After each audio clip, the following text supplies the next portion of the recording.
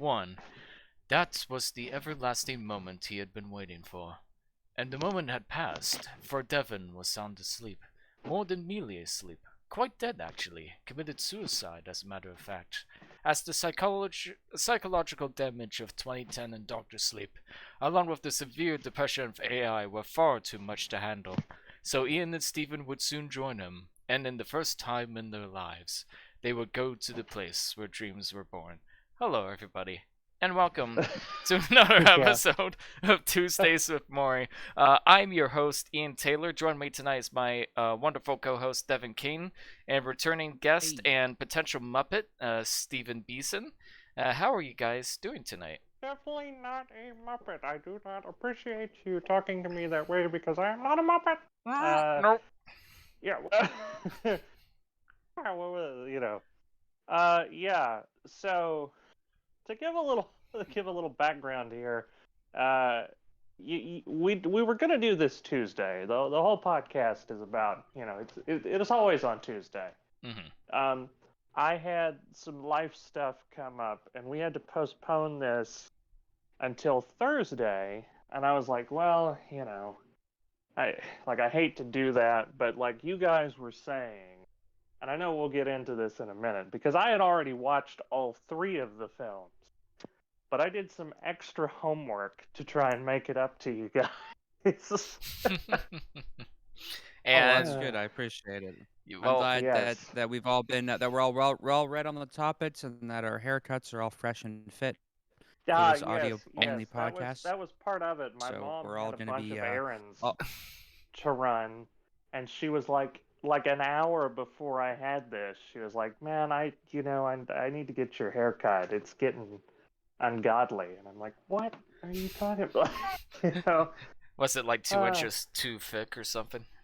I don't probably. No, I mean, I'm very like I have curly hair, and so if it gets, like you let it go too long, I look like a sheep. Uh, Okay, there's I yeah, need some no, images. seriously. Yeah, no. I mean, there's pictures on my Facebook. Like when it gets long, it's like Jonah Hill in Superbad. It's just that little afro thing. It's the worst. Speaking of crazy hairstyles, there was a fourth film that you managed to squeeze in before the discussion. You finally caught up on The Green Knight, so do you guys want I to have did. a That quick was discussion on that? sure. I did. I did watch that movie. I'm actually like I watched it. It just ended 5 minutes ago. So Do you need time I'm to gonna let it simmer, maybe? I'm I mean, I can talk about it a little. I don't really know how I feel about it Act- just yet. Actually, I But might go ahead. ask that you give it some time to simmer and we could talk about it on the podcast next week. It is That's my fine. episode, after all. Ah, well, there you go. Alrighty. And Yeah, let's in do that that. case, Devin, I think you had an intro planned for this episode. Would you like to delve into it and explain the concept, deep meanings behind Kubrick's Leftovers? yes, you're right, Ian. Thank you for your cue, gentlemen. Are we ready to talk about tonight's episode? As I'm chewing this apple, which only seems appropriate Yes. that it's not that it's an ASMR video. If So only it was a the hot name dog. of tonight's episode. If only it was a hot dog. So the name of tonight's episode is Kubrick's Leftovers. Last week we looked at a bunch of films around the concept of AI, and in that we just touched upon the precipice of Kubrick's greatness with 2001: A Space Odyssey, which probably remains to be his most popular and endemic film of his career. Um, and to my surprise, Steven actually adored it, and I didn't have to do mental gymnastics to try to explain it. Well, Why come it's a on good now. film. Really? It's good. I'm glad that you just enjoyed it, and I didn't have to, try to explain into words what's great about it, because Yeah. it's a very hard film to talk about, and that's part of what's so great about it. Um, in fact, there's this great video by this one channel, Ejima 2. I forget how to pronounce it. It's there's a little turtle, picture for it. But the name of the video was essentially 2001 is the greatest film humanity has ever created. But if you disagree, that's fine. Um, which is pretty Yeah, much my basically. sentiment around it. It's like it's the greatest thing humanity's ever made. But I don't. It's fine with me if you don't find that because I don't want to have to explain why it is. It's just if you watch it and you get it, you get it. Even if you Well, don't get it. sure, and I mean, Um, film is subjective to some degree, I would say. Yeah, absolutely. If I for felt that sure, way about a absolutely. movie, I'd never want to shove it down other people's throats, even if I felt the same Yeah, way. sure, sure. So anyway, 2001 stands as this monolith representing, Stanley Kubrick in his career. A lot of people talk about his greatness in this, but really it's a collaborative effort between a lot of different people and just all these elements that came together. I mean, Arthur C. Clarke's writing is what inspired the project in the first place, and it was the collaboration between Kubrick and Arthur C. Clarke that created that thing. That was actually the closest to working with the author that I think Kubrick ever had, where often is the case, he'd find a book and he'd take his impression of reading it for the first time and he would vividly reimagine the material, to put it lightly. Um, and often there would be disagreements between his vision of the material and the author's original intent. Um, and so there'd always be this push and pull between those two factors. As I say with Stanley Kubrick films, he often ruins great books by making fantastic films out of them. Um, I think that's fair, That's an interesting point, yeah. and I think that's gonna come up later when we get to Doctor Sleep. I think I think you and Absolutely. I think you and I were just kind of like just spitballing the next episode last week, and we were like, oh, this could be fun to talk about 2010, which is one of the films we're going to be Mm-hmm. talking about. And then it was like, well, what do you put with 2010? Well, we came up with Doctor Sleep and AI. So this kind of became the not Kubrick collection, you know. Exactly. So Yeah. this, this brought to mind some interesting questions that I had. So, um, with these films not being Stanley Kubrick, I don't think you can go in 100% with Kubrickian expectations. Because I think trying to follow up any of his projects is such a Herculean effort, if not near impossible, to live up to the reputation of that. And that's not that Kubrick has a perfect reputation either. There's lots of people that detract from his films, but there's a certain it speaks to a certain amount of quality and perfection that he has upheld. Where these films arguably don't live up to that or have very different ideas. So, if nothing else, I think these films just highlight how rare of a talent that Kubrick was and how rare of a vision that he had. But it also brings to mind anybody that attempts to make these films. I think that they deserve some kind of respect for attempting because that's a ballsy move. Hmm. But how Sure. concerned do you think they should be? How concerned do you think they should be to try to live up to Kubrick's version versus just trying to adapt the story? Well, and I think I will say this. I think some filmmakers that we're going to talk about did it better than others. Hmm. And Sure. kind of doing their own original thing with some of the material. But I do think it's interesting. It's like, you know, it kind of goes back to um, inspiration and influence. I mean, like I was inspired in the short film that I had made. I was inspired by Blue Velvet because there's a scene that takes place in a lounge with like a lounge singer. But so you can say that that was an influence and that that was an inspiration, and it was. But I would be so nervous and like hesitant to even go anywhere near something that David Lynch had done, because you're like, how do you even live up to that, and I mean, we're talking about Kubrick, who, is arguably one of the best filmmakers of all time. Not any disrespect to David Lynch, who I absolutely love, but it's just I feel like there's so much expectation that rides on having Kubrick's name near anything, Hmm. Yeah, that's kind of how I see it too. Is that I always think it's more distasteful to take a person's exact vision without putting your own identity on it. Because I feel like if Well, you're putting your own yeah. identity on it, it's much more flattering because you're passionate enough about the project not to just do a copy and paste, but to put your own spin on it as well.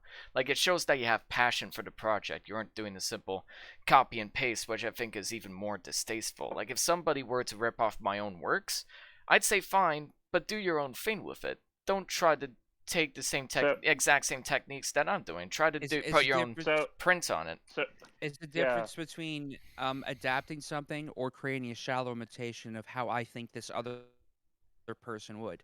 I first of all wouldn't be able to come even close to how they would probably do it, other than, oh, I framed up my shots to be symmetrical. Or I could take these superficial elements that is stylistic of Kubrick, but I'm probably not going to touch even close to what makes Kubrick Kubrick, because only Kubrick can do that.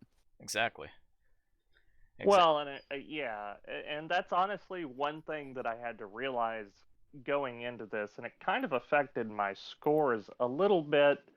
Um, Sometimes better, sometimes worse. Is that I was like, oh, this isn't trying to be Kubrick, and it's kind of hard to divorce those two things sometimes. Mm-hmm. Um, Hmm. I think that one of the funniest quotes about this was John Carpenter, um, kind of along the same lines. He was asked about, I guess this was during the time that they remade something of his. I know they remade The Fog, and they were doing they did a Halloween remake that's coming out, like the sequel to the remake kind of Oh sequel no. thing. And they're developing Escape from New York, like a reboot of that. And Why? so I know exactly. So he asked them, or they asked him like, "What is your thoughts on this?" And he said, "If they pay me, it's wonderful. If they don't pay me, I don't care. I think it's unfair if they don't pay me. I think everyone should pay me. Why not? I'm an old guy now and I That's need money." God bless you, him. you know what? I think that's a good segue going into 2010, which I'll Perfect. introduce in a moment. But this Perfect was segue. a Perfection. quote that this was a quote that I heard. So I was looking into how 2010 was made, and that Peter Hames said that he wasn't going to do 2010 unless he got Kubrick's blessing. And the closest things to Kubrick's blessing that he got that gave him the green light was, "Go ahead, I don't care," A classic Kubrick. That does which was sound like all. Kubrick. That was all. I think that's the closest thing to a blessing you'll get from Kubrick, to be fair. And I think 100%. that's and at one point he encouraged him to do his own thing with it, rather than try to simply try to uphold whatever his ideas was. Because really, 2010 is an adaptation of Arthur C. Clarke's continuation of the story. So 2001, the novel, was written kind of alongside with the movie. It was taken from a short story called The Sentinel that Arthur C. Clarke had written, and Kubrick called him up, and they were just developing ideas. And 2001 was being made as a movie while Arthur C. Clarke was writing the story almost separately. So they have kind of the same structure, but Clarke kind of opts for more grounded explanations of things, where the film has more abstract, leave it up to your imagination, evocative imagery that works really well and allows the viewer to engage with it more. Where the book, from what I understanding, just gives more of a straightforward explanation of things, which is fascinating. Hmm. Um, Right. They played to and the strengths of their medium. 2010, yeah, So 2010 should Odyssey 2 is a continuation of that novelization, and right. this is where this film takes place. So Peter Hames uh, took up the helms of this film. He had produced, written, directed, and apparently also was the cinematographer for this film.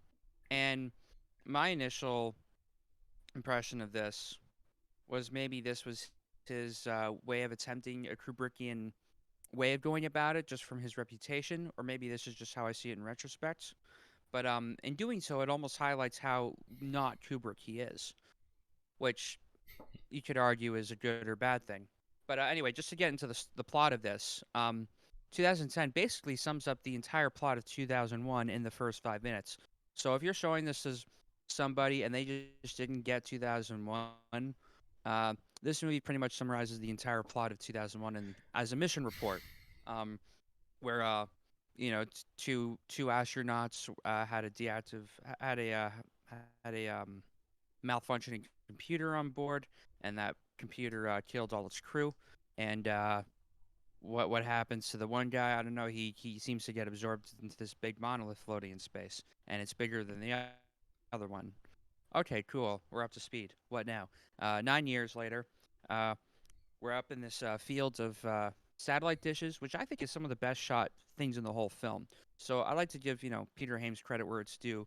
I do think some of the cinematography choices in this are actually quite good, and they really went out with shooting on 65 millimeter. So the format really plays a huge factor here. Although Ian pointed this out to me recently, apparently it's been cropped significantly in some versions of this, which always annoys the hell out of me when they mess with the composition to make the format fit elsewhere, which was actually something that gripes Kubrick significantly after he made 2001.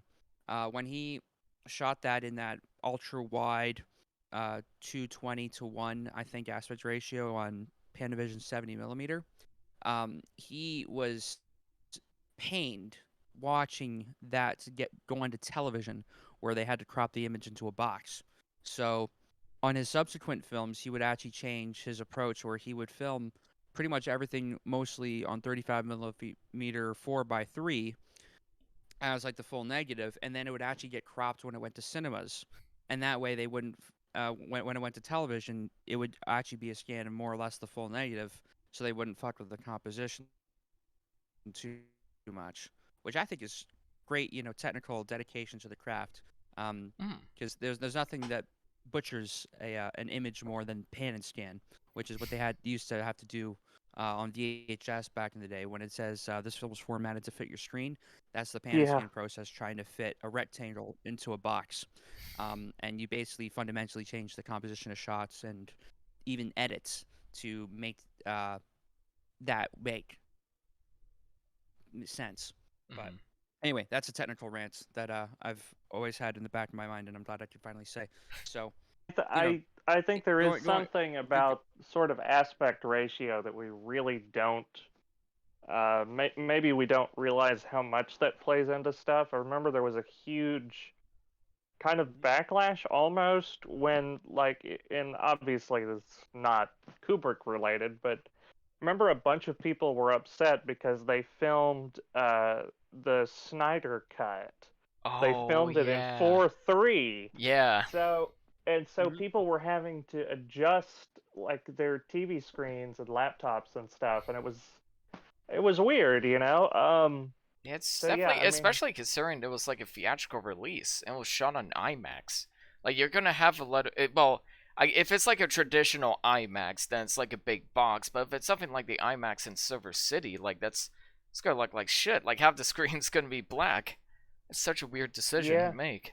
Well, yeah, it's a little weird, and so I mean, there's definitely something there to kind of respecting Mhm. aspect ratios, not just for the director's intent, but just for what's visually and aesthetically S- pleasing. So, sorry, real quick. What For makes true. Devon's story even And funnier is that uh, the feeders didn't get the memo. It was 65 millimeter, even when they had 65 millimeter screens. So what would happen is they project the screen, but the curtains wouldn't open up on the scenes that are supposed to be the full aspect ratio. So the image would just bleed on the side of the curtains, and everyone's like, "What the fuck's going on?"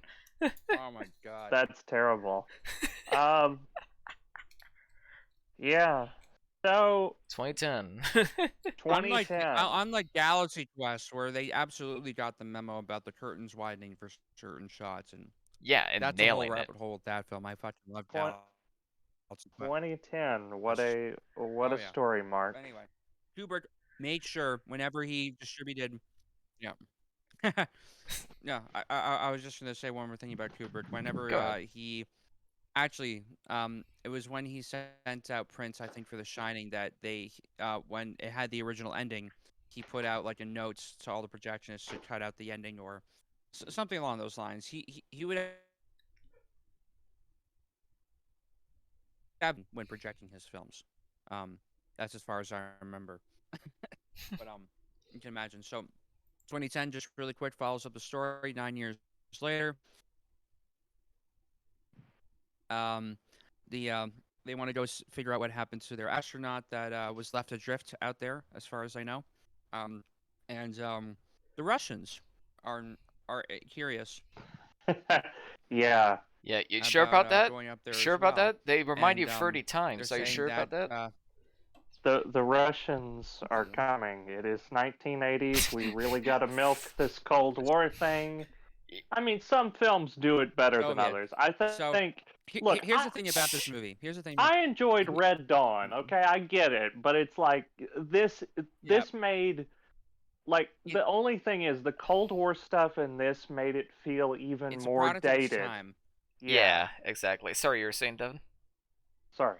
And you know, and that's the thing. So this is 100% a product of its time, where 2001 was so having this kind of conventional film be a follow up to such an unconventional film is a bit tonally jarring.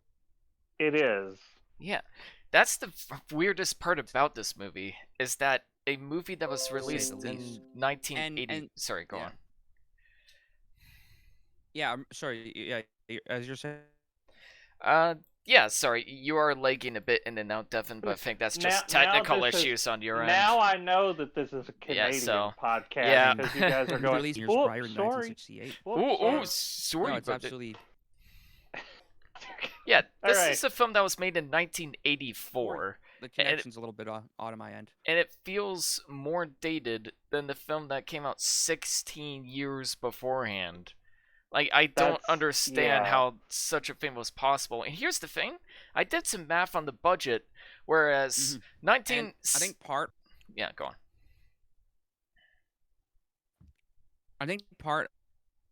of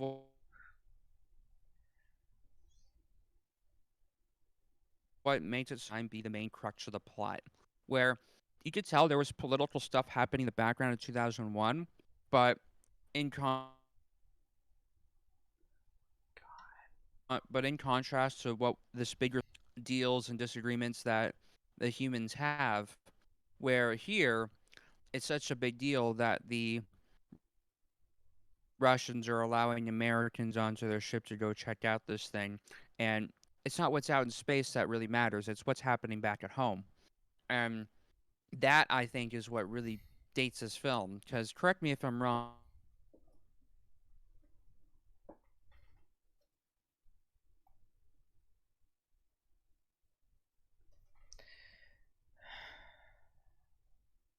Sorry, Devon, you definitely cut We're out having there for we're a second. having We are some having technical some difficulties. technical difficulties on your end because you completely cut off I first. think- Like, correct okay. me if I'm wrong.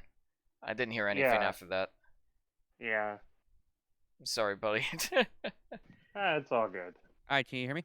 Yep, now I Yes. can. All right. So, Yes, perfect. okay, so just to recap what I was trying to say. So the last film has political stuff happening in the background, but it's not the main highlight of the story. It's all kind of trivialized by the grand scheme of things going on, that there's bigger stuff happening than what humanity's concerned with.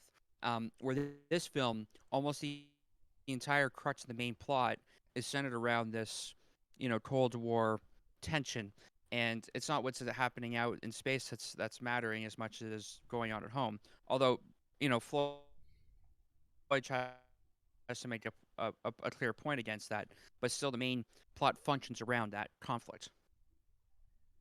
Yeah. Yeah. Well, and so I mean, I actually after I watched this film, I read, I think it was Roger Ebert, who gave a really good review of this film, and basically what he was saying is that the film, there were moments there were moments that he wanted to like cover his ears and eyes because he didn't like there's something about his argument was there's something about like I don't really want to know why HAL 9000 malfunctioned. I Yes. don't really want to know like what happened to Dave after 2001. Um, that kind of I think that the original was, and this is true with the shot as well, is like it's a sort of it's more of an introspective, journey where you can kind of draw your own conclusions, and it's more of that like personal experience, whereas 2010 is just kind of It's just shoving explaining everything in your everything. face. Yeah, because that's what they think the audience wants from the last movie. They're just pandering to the audience's needs. Like, oh, the Well, characters didn't feel very human, so we're gonna randomly generate witty dialogue into the script. Oh, we didn't know what happened the last movie, so we're gonna literally explain the plot of the last movie in the intro. I even had that in my notes. It's like, wow, nothing gets me more hyped for a movie than still images and text explaining the plot of the first film. Like, well, and that's the other thing is that this film, I mean, like all in all, it's well made. Like you can't argue that it's well made, but it's hard to kind of separate it from 2001. I don't even know if I agree on the well-made part. I Really? I really Okay. don't agree on the well-made part. I'm gonna be honest, I would Devon. say at least it's competently done. I Yeah, it's don't. competent. I don't think so. Like, I think a lot of the Really? visual effects were terrible for starters. Like, there were some sets that straight up looked like something out of a children's museum with really fake-looking plastic buttons, and the visual effects were just so bad, even for its time. There were Well, so many sci-fi films that came out before this, not just 2001, but with about the same amount of money that looked so much better than what they pulled off here. Like, they tried to well, do there's that a pen lot of it. floating effect again, and it looks like shit. Like, you can practically see the string pulling out the pens as he's flowing them up in the air. It's so bad. I could not believe how bad this film See, looked. I don't know. I'm not that harsh on it. I mean, I think that there were some things when they're in space, it kind of reminded me of like David Lynch's Dune. That's kind of the Yeah. effects that it reminded me of. But I. I mean, Yeah. yeah, I mean, there's some stuff that doesn't quite work here. It's. I think, yeah, I think overall it's not terrible. It's just it feels like it feels like more of a Star Trek movie kind of thing. Yeah, and not even a good one. Like one of the worst ones. This reminds me of Star Trek Nemesis. Like, Devin, I'm gonna be Ah, honest. I no longer feel bad for recommending King Kong vs. Godzilla and Jurassic Park 3 to you, Uh, because this film hurt me. This film, oh there's man. one part of this movie that we'll get to in a wow. bit where I actually had to pause the movie and just go outside for a walk. And I was tempted to just smash my 20 copy of 2010 to pieces and just move on with my life. I guess we're just So done was with it Tuesdays what? with Moire. I guess it's Which just scene over. was this? So it's the scene where they're explaining Hal's motivations. And the whole time I'm just like, we don't need to know this. They're just going the route of going like, oh, well, you received orders from another Hmm. person, and they're trying to make you feel bad for Hal, but they already did that in the first movie. And taking away his motivations by essentially going like, oh, someone else told him to do it is ruins his character in the first film, because what made it so horrifying to watch was that Hal was basically just defending himself against people that he thought would cause him so much harm, and that made his character so much more relatable. But now they're just like, oh, he got orders from Well, that I mean old White House. Remember, the government is bad. This is the '80s. That scene, I walked out. Like, I was just like, I'm so done with this fucking movie. I can't believe they tried to I pull that think with Hal. I think the worst thing about Hal in this movie uh was that towards the end they try to give him a redemption arc, This is so stupid. which Why do they lie to Hal? What reason do they have to lie to Hal? They could just tell him the they didn't. truth. Well, I mean, I got the Well, impression that they were afraid of him because of what he did to Dave and the others. But why do they think they can yeah. get away with lying? I'm pretty sure they straight up admit they saw her lips move. So why do they think they can lie to him? Why even take that chance? You tell him the truth, he's probably gonna want to stay even more, and he'll probably want to stay even more than you lying to him, and then him finding out, oh, you're fucking lying to me. I'm not gonna do the mission Well, he now. told It's him. so stupid. No, no. He told him. He told him last minute, like what they were planning to do. That they had to, they had to boot home, and basically, his ship had to be destroyed. And he did tell him the honest truth at the very end. So, Yeah, at the and end. there was quite a tension build up there because you didn't know how you didn't know how it would build up to that. I mean, it was pretty sus when he says we wish to have a private conversation while we stand here in front of you, um, and that he wouldn't read his lips there. That is odd. Yeah, Yeah. and But they could have I just guess at told that him. point they had reset him to his basic to his basic programming. I do think that I don't think the redemption arc was unearned. I thought it was a rather interesting contrast because it shows how perception can play with you, like how we think of Hal in the first film can be seen differently when you re-examine it, and that was my initial impression watching this film. Um, is that the way that I initially think about a character can be changed with a re-examination. Not that I think that that was undermining how it was established, but basically you could walk away from 2001 thinking Hal was a malicious being or a computer, but in this case he had bad programming where he prioritized the mission over the lives of his crew. That was how he was programmed. Yeah, Um, but I I mean, again, appreciate that kind. them showing that he had emotions in a way that was subtle and respected your intelligence instead of just shoving it down your throat with a really cheesy Well, I mean, sacrifice. I don't know. I mean, I don't.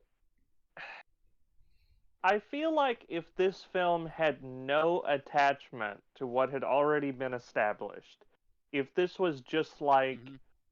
space team goes to Mars or whatever, I feel like I would have rated this film higher I don't think so. because Go on. For sure. I think because it has Hal, because it's 2001, because I had already seen 2001 prior to this, it somehow like soured my interpretation of it.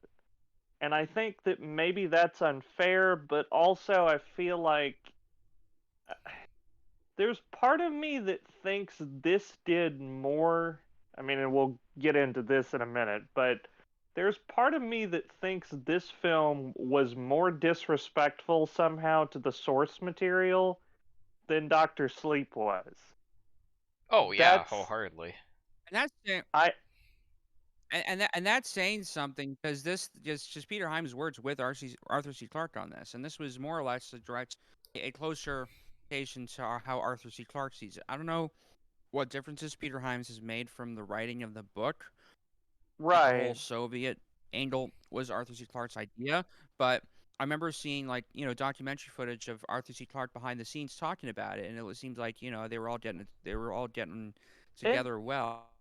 actually this So film was very well received on release. Surprisingly well received. When I 2001 went and was looked this not. up. Yeah, I went and looked this up. I think 2010 was and nominated for Oscars and stuff. Yeah, Like it this was is nominated for best visual effects. wow. What came yeah. out in 1984? And you know what? Let's look up 1984 movies.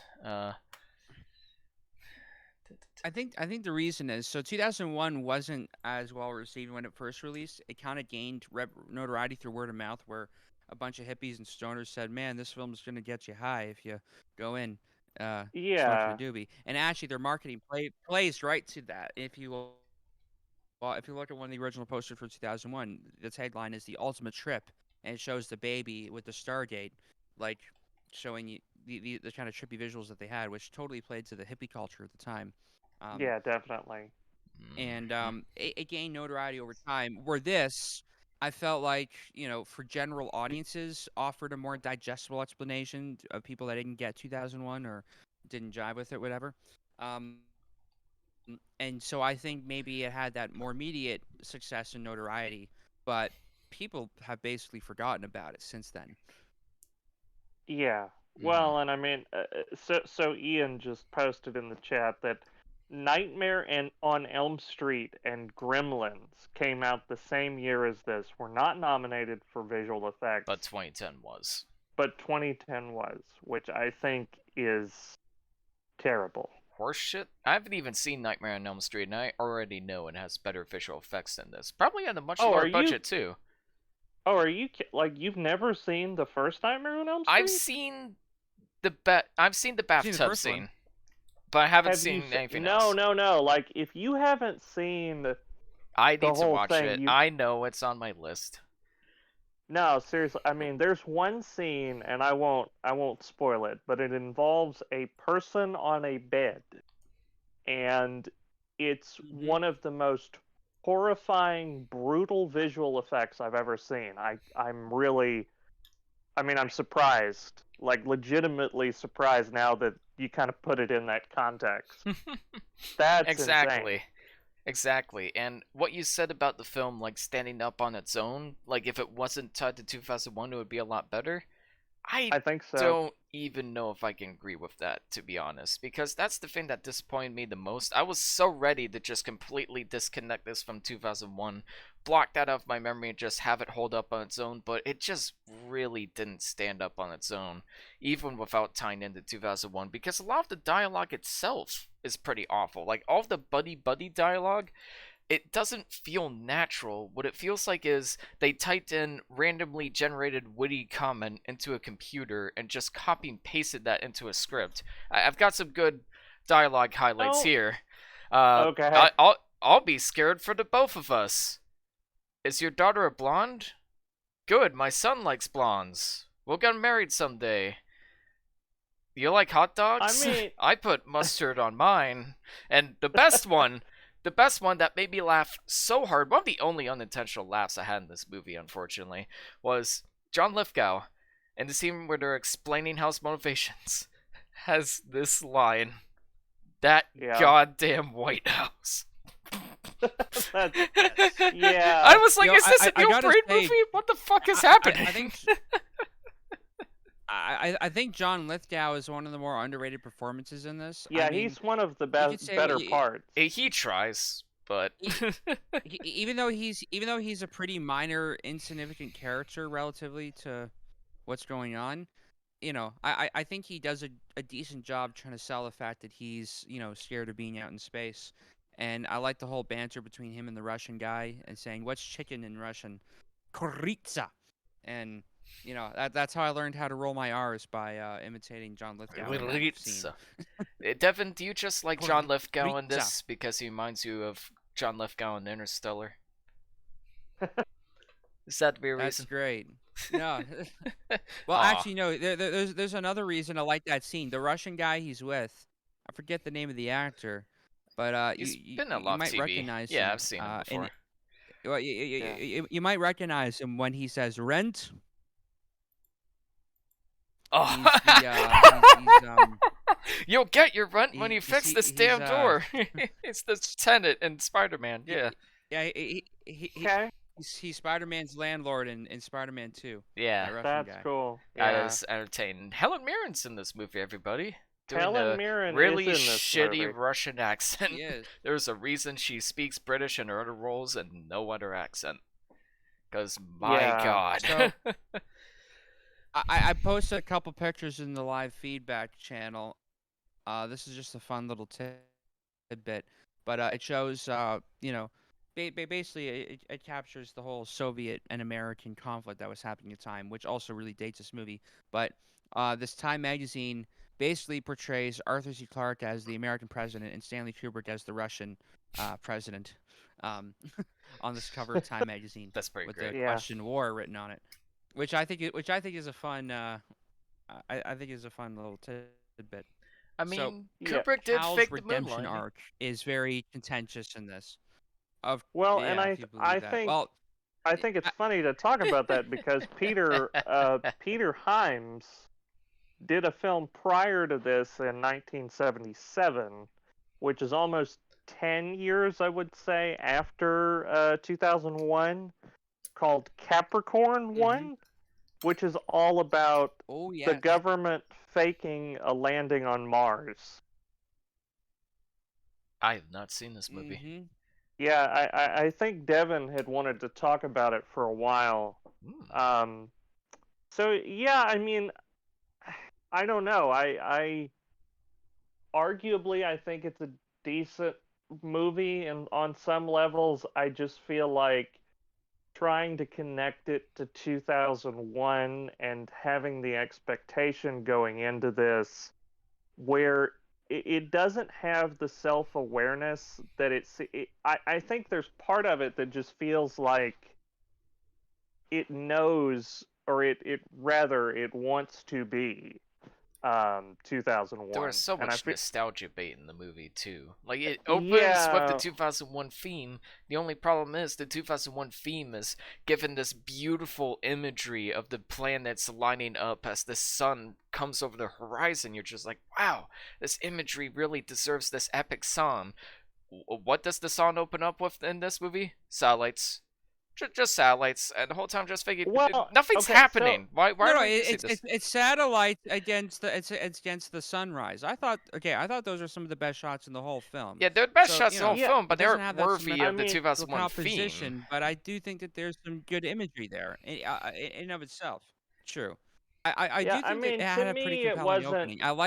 to I me like it the wasn't the, distortion of go ahead. it had Keir Dalia's voice, and there's this distorted version of him saying, "My God, it's full of stars." Stars. Um, which I think it's that line gets repeated a little too much, but I do like the way that they Definitely. introduced it. Like it had some genuine chill factors where there was no visuals at all, and you just hear this distorted voice, and you may not even understand what it's saying at first, and it's only when they put it, but when they play it back at normal speed after that you hear what he's saying, and there's a cool effect there. So I like the way this film opens. It's kind of like how I like the way Alien 3 opens. That has a cool fucking Yeah. Oh, opening. that The opening is rest of the film, fantastic. Um, But Well, exactly, right? to me, I mean, I disagree with Ian about the nostalgia bait, because I mean it, that didn't bother me so much. What bothered me was I feel like part of this film maybe feels like it's just a little bit better than it is. I feel like it doesn't yeah, seem it's self-aware that it's not Kubrick, and agreed. that's kind of where I was turned off. I Hmm. mean, like there, like even Doctor Sleep, and I know we'll get to this, but it's like that felt like it had more of a kind of wink and a nod to what its nostalgia was doing, whereas this is just like, I don't know, it doesn't feel connected to the greater theme of the film. It just kind of like it's there, and it's not as frequent, but it's like when it shows up, it never seems properly executed. No. And what did they even accomplish in this movie, anyways? What did the characters accomplish? Uh, They go to a place and Jupiter leave. is the second sun now, Jupiter and Yeah, was going to be the second Jupiter is sun the sun now, regardless of what they which did. which is gonna be actually this is the other thing I want to bring up. I liked Dalia's you know reintroduction back into this film. And I actually thought that the scene of him talking to his wife was quite chilling the first time I saw it, um, and quite evocative because I didn't know what was going to happen. When I first saw this, and he comes up on the screen as a ghost, and the effects of that maybe don't hold up super well, but I do think that that was a powerful scene in and of itself. well, What do you guys think of his return in this? okay, I will say right Go. off the bat that that scene didn't work for me because, and I'll tell you why. When he shows up on the TV looks so dated. That was the biggest thing for me, is it looked like someone in the 80s was trying to come up with something that maybe reminiscently looked Right? like maybe kind of Star Trek, but it wasn't Star Trek. It was like a 50s television, that they had like made as a prop to look like a futuristic TV. And that's the thing about Yeah. 2001 is if you watch 2001, there's stuff in that movie in 1968 that we have like right now. Like the little iPad things in 2001, like Hmm. we're basically Yeah. recording this The podcast on that right now. Like, you know, but more or whereas less. Whereas 2010, I can't think of anything from 2010 that has materialized into something that has like shaped humanity or had that effect that the technology is like, wow, this is. I mean, even Star Trek, which is still right around the time of 2001, which is again 20 years before this, has things that people have seen and been inspired by and gone, I want to make that a reality. Exactly. Um, I Hmm. don't see any of the technology in this film inspiring anyone. And I know that's a weird bar to set, but the film kind of does that to itself by trying to make a sequel to 2001. And this, True. And th- there yeah, was a technical hurdle that they had though, is the fact that Kubrick basically had all the sets destroyed from 2001, almost as a Hmm. preventative measure, I'd say. Um, yeah, They should and have they viewed this warning. painstakingly worked to recreate the they painstakingly worked to recreate the set. So that was a hurdle that they had to get over. no, I'm Um, not. I'm not even talking although maybe about. they didn't get the maybe the message wasn't subtle, but No, and I'm not even they talking about the sets. Like, I mean, the set recreation. I'm talking about The just technology like itself. the Yeah, technology itself. It's kind of bland. yeah. There's nothing unique about the technology on Earth.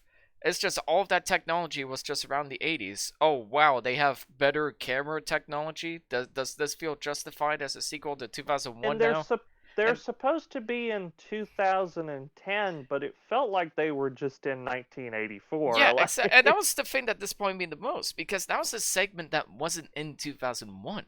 So it's like I get to see what Earth is like with all of this advanced technology that they showed off on all of the aircraft in the they're second just like segment of the movie. sitting out But there's front the nothing White in it. House. There's yeah, kidnapped dolphins. There you go. That's the new technology right there. Just kidnapped dolphins, and that was hilarious to me because it felt like a bad filmmaker going like, how do we show that someone's a marine biologist? Dolphins in the backyard, fish tank near the bed. There you go. Yeah. Well, Marine I mean, biologist. I don't know. I feel like maybe we're being too hard on this film. Are Maybe. we? I don't know. I mean, the only thing that I mean, look, I go ahead, Devin. I want to hear this. well, I saw this when I was a teenager, not long after I saw 2001, and at the time it was really good at helping me understand the concepts a little more concretely because it inspired some ideas, but I had like hardly a grasp on the plot, at least compared to what I do now. Even then. So at the time, it kind of filled that void of giving me a better idea of what was happening. Looking back on it now, it's a little maybe on the nose, and I feel like there's things that there's more grandiose things that have been created from 2001 than this. It's still kind of a guilty pleasure. It's kind of like a cozy 80s movie, but that's the thing. It's very stuck in its time period where 2001 transcends its time period very much. And Yeah. Hmm. the polish at the time and the technology at the time kind of does that, but the way of going about it in the conventional way for its time is what keeps it kind of stuck in that time period where 2001 inspired generations of people afterwards to shape how the future looks. In fact, Apple computers, they created the iPod in 2001, and they called it the iPod because of the "Open the Pod Bay Doors" Hal from the original film. So, Yeah. I think if it weren't for this film, Steve Jobs wouldn't have created Apple, or at least couldn't have made that aesthetic presentation for Apple. That's just one example of how Yeah. 2001 has shaped, the future, the future of technology and how we look at our world. And it's almost like it's almost seems not weird looking back at it. Like when it doesn't phase me at all that they have like TVs on the back seats in the airplane or in their space plane, because that's normal. But back then it wasn't. Yeah, That would Yeah. look really odd at its time, but it's just a normalized thing today, and you know, that's how ahead of its time that film was. Where what you watch 2010 and you see these bulbous CRTs, in place for things, you can't help but think, oh yeah, that's the 80s. yeah, Yep. exactly. What are we giving this one, guys? I think I've said my piece. I feel like I feel like I have to, but let's hear the ratings. Uh, this film was a miserable experience. I really tried, guys. I really tried to go into this movie with an open mind, but I was about 30 minutes in where I was just thinking, nope, not doing this. Nope, this is an agonizing experience. I understand some people think it's misunderstood. I was hoping for the same, but I never want to see this one again. It's probably the worst film we've watched. At the very least, it's the most boring. There's a couple of guffaws here and there, and to be honest, I'm genuinely struggling to think of a single thing I like about it. Like, it's cool to have Douglas Rain back. Like, Douglas Rain is great. He is Hal. He'll never be replaced, but he just has such a different character that they might as well have just gotten a different voice actor. So, because of all that, this one gets a 1.5 out of 10. I hate this movie. Okay. Devin, That's a bum come on, right tell me there. where you're going with this. So, Ian, you're entitled to your opinion. I don't I don't- But you're wrong! I don't fault you at all. For your feelings on it. It is definitely not 2001, but to me, I don't see much harm in this film. It is kind of a forgotten film, and for people that didn't get 2001 or can't get anyone else in their family to watch 2001, this is a perfectly digestible, watchable version of it. I don't think it takes away from the reputation of the original. If anything, I think it highlights just how significant the original was That's true. by contrast. So I don't think this tarnishes its reputation whatsoever. It's a guilty pleasure. I'll put it on, if I just want to see it. It's kind of a cozy nostalgia thing for me at this point. So it's a 6.9. It's a comfort movie. It's not 2001. 2001 I give, higher than a 10 out of 10. And this is just a cozy kind of movie for me. So I'm gonna definitely be more generous than Ian. I That's not I hard. think that I think that it's But hopefully that's charitable than me. well. I think that this film is a product of its time. I think that it maybe could have been better here and there, but I think some of the criticism is a bit unearned because it's attached to what is arguably one of, if not the greatest film of all time. I think if you somewhat detach it from that, there's a little bit of a kind of cheesy 80s Star Trek feel to it that's kind of enjoyable. So I'm going to say 6.9. I originally had it as a 7, but Nice. I'll keep it as a 6.9 because that's what Devin does. So You I'm have just ripping fulfilled the him off. prophecy. Well I done. have fulfilled the prophecy. Yes. All right, that's enough about that fucking movie. Uh, yeah, no, I will. I'm glad you guys didn't just stoop to my ratings. So I appreciate your Now I will. I will arguments. introduce I this mean, next one. Ian, Oh, you want to introduce Ian, you AI? you kind of D- set the bar at rock Yeah, that's true. bottom, so you can only go up from there. That's Oh, fair. do you want me to introduce Doctor Sleep or AI? Would you mind if I introduced AI? Go ahead. Alrighty. Because Spielberg and I have a bit of a unique relationship, so I would like to take this one. Spoiler alerts, in case that wasn't already obvious. So, AI, Artificial Intelligence, is a very ambitious film, was kind of left in development hell for a while, as the project was originally going to be helmed by Kubrick-chan. But given that Kubrick wanted a completely CGI'd version of its child protagonist, and CGI just wasn't gonna get good enough by the time Kubrick finally wanted to make the movie, he actually decided to trust his friend Spielberg, who had plenty of experience in directing children and mastering visual effects, to handle AI instead. much to the dismay of Spielberg at first, because Spielberg originally wanted Kubrick to direct it, but Kubrick insisted that Spielberg take on the project, so he did. And they both decided to collaborate on the project, but how much they collaborated is kind of a bit hazy.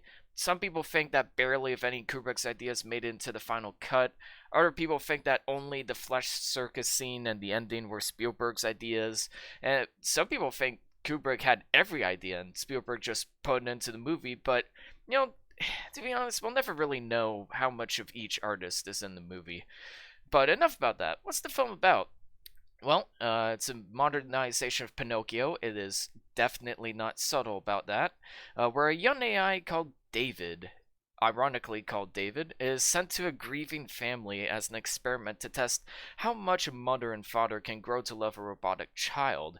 But after an incident involving the family's real son after his return home, the mother is left with no choice but to abandon David, almost said Devon, in the woods, where he finds everything from a group of modern circus performers to a robotic prostitute played by Jude Law, and even his own creator.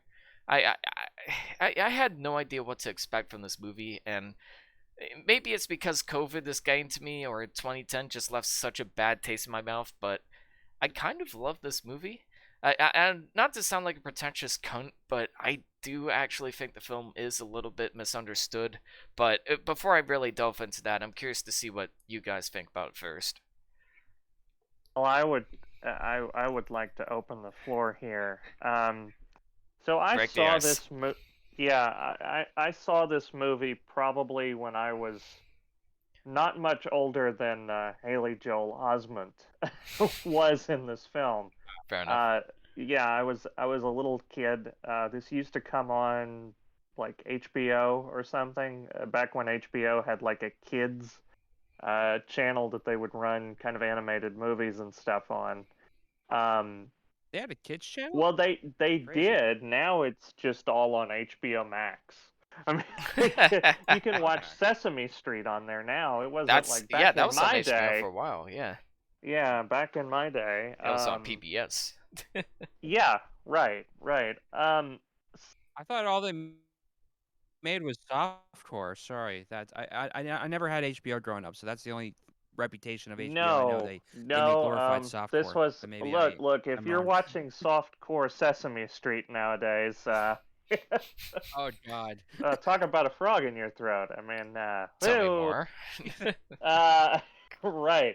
So, having seen this film as a Real like a pig. as a small child, I remembered this movie a lot better than it was.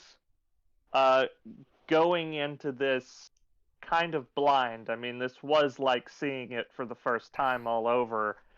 I did not like this film at all. There was I'm kind of struggling to think of a good thing to say about it. I really just did not like it. Spicy. I think Spicy. I know it's very spicy. I thought like okay, so this came out in 2001. Ironically, yes. Yes, right. How fitting. How fitting. So, The Lord of the Rings, the first movie in that franchise came out The same year. the same year. Okay, the same year? Mhm. These effects are horrible.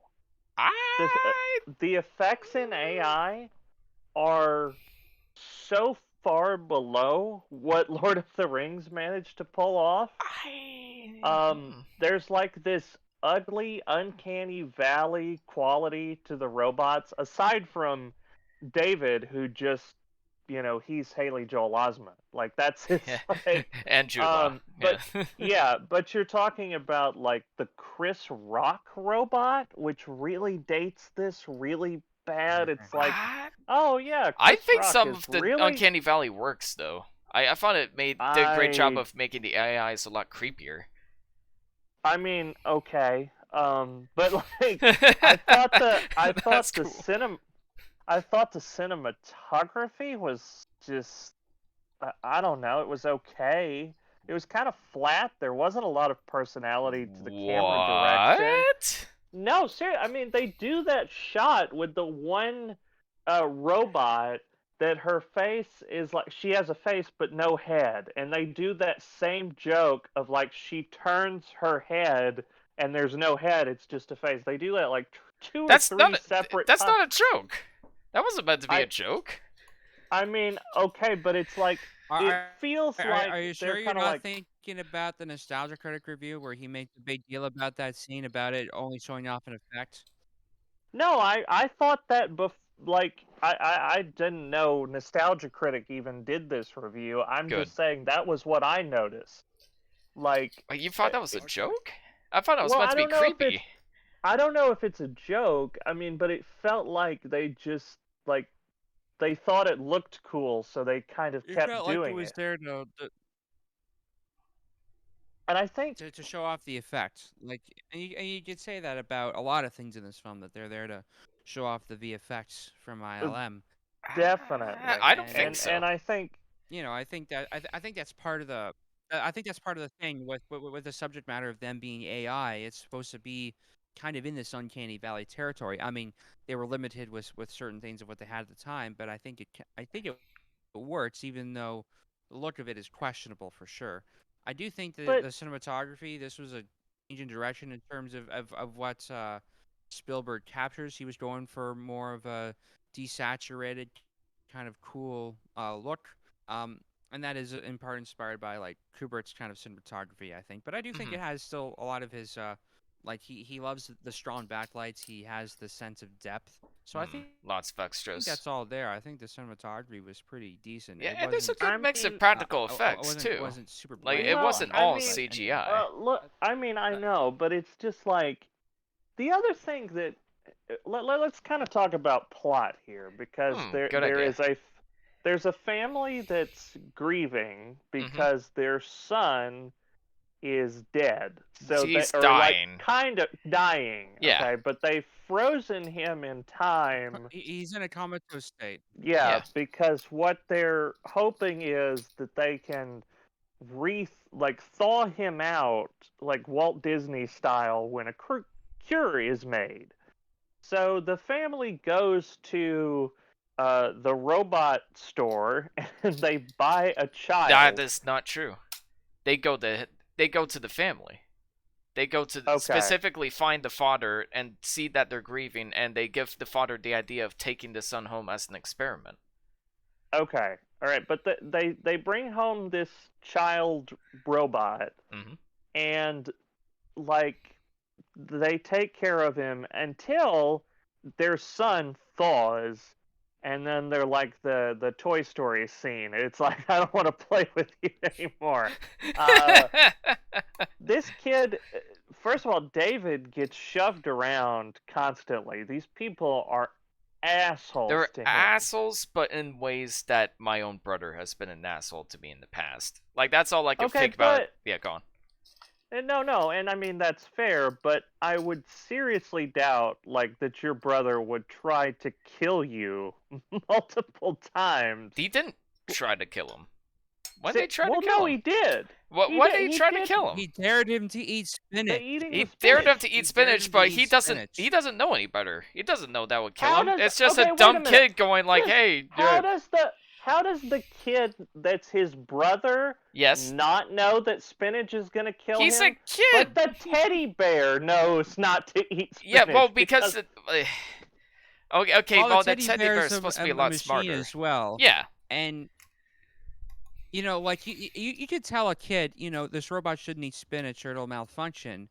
It's not going to know until he sees it happen. But it's not just a robot. He doesn't deliberately murder him. He's his brother that barely knowed him for 2 weeks. If you look at it from Martin's perspective, he was sick for a long time, and he comes home and he has a replacement. How do you think he's going to treat him? Yeah, he's jealous. Okay, that's fair, but it's like, did nobody sit this kid down in 2 weeks and be like, hey, this is your new brother. Don't do this. Don't do that. You've never had a brother who picked on you, have you? No, I mean, that's all I can tell. I did. And when they sat him down and told him not to pick on you anymore, did it work the first time?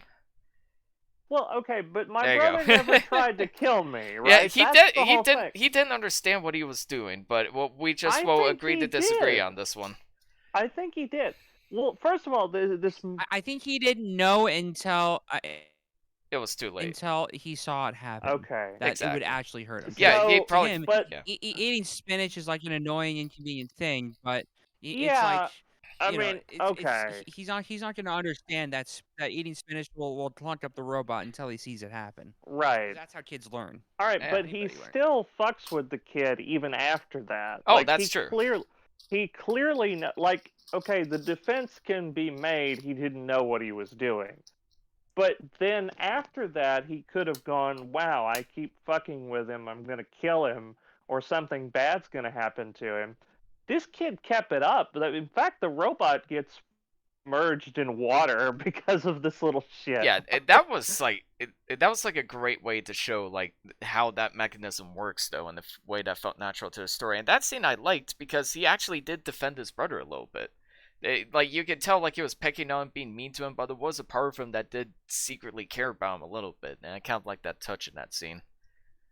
Yeah, so the story then becomes that the mother takes the son Mm-hmm. back. She's going to return him. She was, yeah, because the She, father well, wanted her but to. she, right, but she doesn't really take him back. She just decides to abandon him.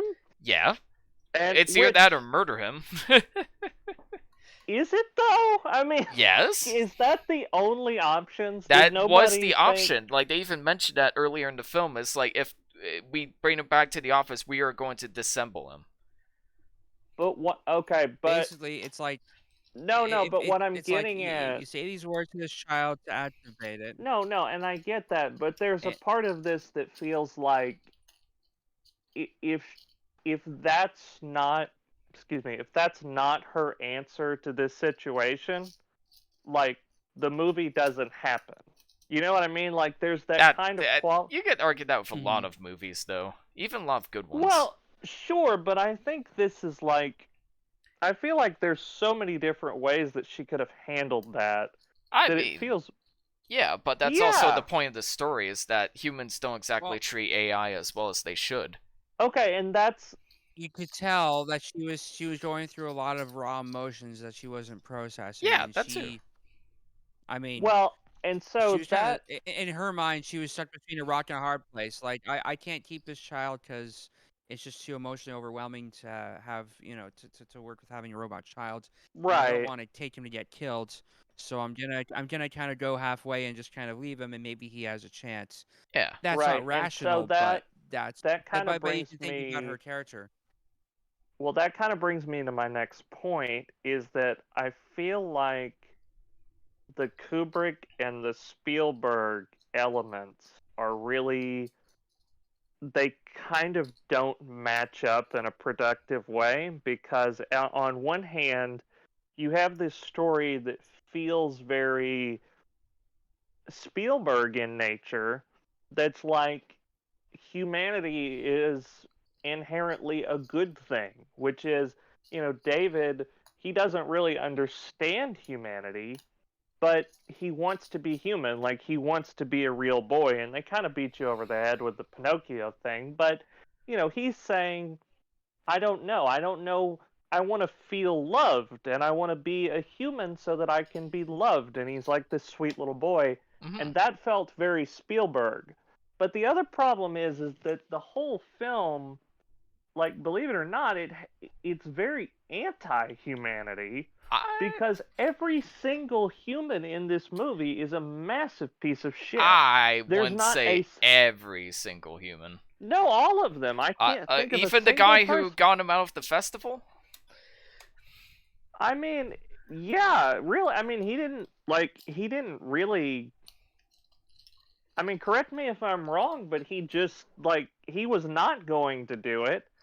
He was still going to go along with it until the one woman stands up in the audience Yeah. and is like, Well, "Oh I no." think that's the irony of it too. I think there's an element of Kubrick in that because the idea, kind of what it's satirizing is love something we feel in real life or is it just a fabrication?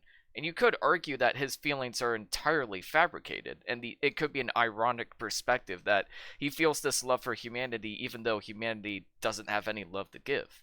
Like, there's the great scene with Jude Law where Well, it's like, they hate us, and the only reason is because we're going to last before they eventually die out. So there's really no right, point to going to the Blue right, but Fairy. even the woman who stands up in the audience and she's gonna save him Yeah. because he's screaming for help.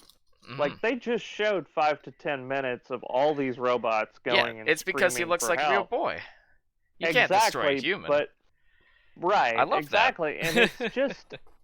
I mean, it kind of works, but I just feel like those two kind of narratives seem a little bit at odds with each other, and it never can Hmm. quite decide, do I want to be like sappy and schmaltzy and kind of saccharine, or do I want to be this very negative Kubrick thing? And I think maybe this film would have benefited in some ways from an R rating, where they could kind of explore that nihilism a little bit more. That was another thing that I thought was funny, is like when they're in the Rouge, which is kind of sort of Las Vegas, it feels like a very safe, kind of like PG Even with 13. like the giant statues of women and the provocative like statues of mouths opening up. Like Yeah, I mean, I get that at parts kinda, because I do kinda. agree a little bit because there is this scene at the opening when they tell the robot to undress and they're like, yeah, that's enough. And I'm like, okay, this was just PG Right. rating. But fun fact, this movie Kubrick wanted it to be G. He wanted to sell Really? this movie to kids, but ever since Gigolo Joe entered the story, they liked him so much that we gotta keep him in. So hence comes the PG-13 rating. But I still think there's some pretty provocative, narcissistic content for a PG-13 movie, like the flesh festival of Mhm. that horrifying image of the woman smiling that she's getting melted away, and the fact that David kills himself near the end of the story. Like, I think it gets pretty dark and miserable, at least for a Spielberg movie. Maybe not so much for a Kubrick movie. Right. Well, and see, that's Yeah. that's kind of the thing, is I never felt like it's like a big stew, and it's like it can't, it's like there's certain flavors in here, and you can kind of tell, like, oh, this is Spielberg, oh, this is Kubrick, but it's not. It never comes together in a way that's very cohesive, for me at least. Hmm. It's like, I understand. yeah, A lot of people feel that way, to be fair. yeah, no, and I mean, it's like, look, talking about David Lynch, it's like, I love David Lynch and I love Quentin Tarantino, right? But I Hmm. wouldn't necessarily want either of them to direct the other one's work, Yeah. like, because they're so polar opposite. I wouldn't Um, say they're pretty different. I'll give you that. But I think for this particular sure. story, They're it very different. works. But to each their own. Well, So yeah. The other thing that I didn't like, and I feel like we really need to address the elephant in the room The here, ending. the ending. Yeah. Mm. So the ending is, we're gonna spoil this, I guess. The ending is that at the very end of the movie, the kid, he goes he basically finds where they make him, like, different models that are all little boy, little girl, grieving children bot. Mm-hmm. He destroys one that looks exactly like him. He gets depressed about this. He jumps off of a building to his it's ba- death. He lands in the water. Uh, Gigolo Joe, who is, I wasn't, man, I wasn't impressed by Jude Law here. I feel like he was What? I look, I love Jude Law. I defended him on You Existence. think I he's thought he better was in great. that movie? Yeah, I do. a hundred Lunatic. percent. I just want to say one thing. Like, how weird of a time was like the late '90s to early 2000s for Jude Law between I Just Ends and this? Yeah, really. Well, and if you've seen, there was a film that came out in 2011, and it's called Contagion. And Steven Soderbergh put that out, and Haywire. in the same year. Like it was two different films in the same year, and they're both. I love both of them. They're incredible, but the thing about Contagion is it's like this, like a Magnolia or a Robert Altman kind of film. It's like this big cast of interconnecting stories, and Jude Law is in that. Mm-hmm. And I thought he's like out of Matt Damon, Forrest Whitaker, all of these people that are in Contagion, like he's one of the standout performances. I feel like he's very underrated as an actor. I don't know what he was doing in this. Like, I thought he he's was perfect. No, I mean he's trying to be this like he's tap dancing up Joe, and down the what street. do you know? He's Yeah, a giant. he's sex following robot. his Like, following his programming. His character himself says, "I don't know. That's just what I do." So his even programming him, is to tap dance. He is a was, hooker. As a prostitute. Yeah, he is a hooker. What is it? Do people pay him to tap dance? Do people pay hookers to tap dance? Yes, you do. Yes. Dude, would you really be surprised? That would probably be the least strange thing that someone would demand from a prostitute. That's fair. Yeah. So anyway, Gigolo Joe gets lifted up into the sky, and the little boy just happens to find this giant ship. Yeah, that was a little convenient. I'll give you that. Very convenient. He flies or swims in this like submarine thing to the very bottom, which just so happens to be Coney Island. There's a giant Pinocchio Blue Fairy statue, which he like. It's almost implying that it's like this religious experience, like kind of a Christ-like imagery, and he stays there. And credits. Oh, wait a minute! No! We gotta pad this out. We gotta give it a happy ending. Is it? Which you can debate. All right, I'm getting there. 2,000 years later. Yep.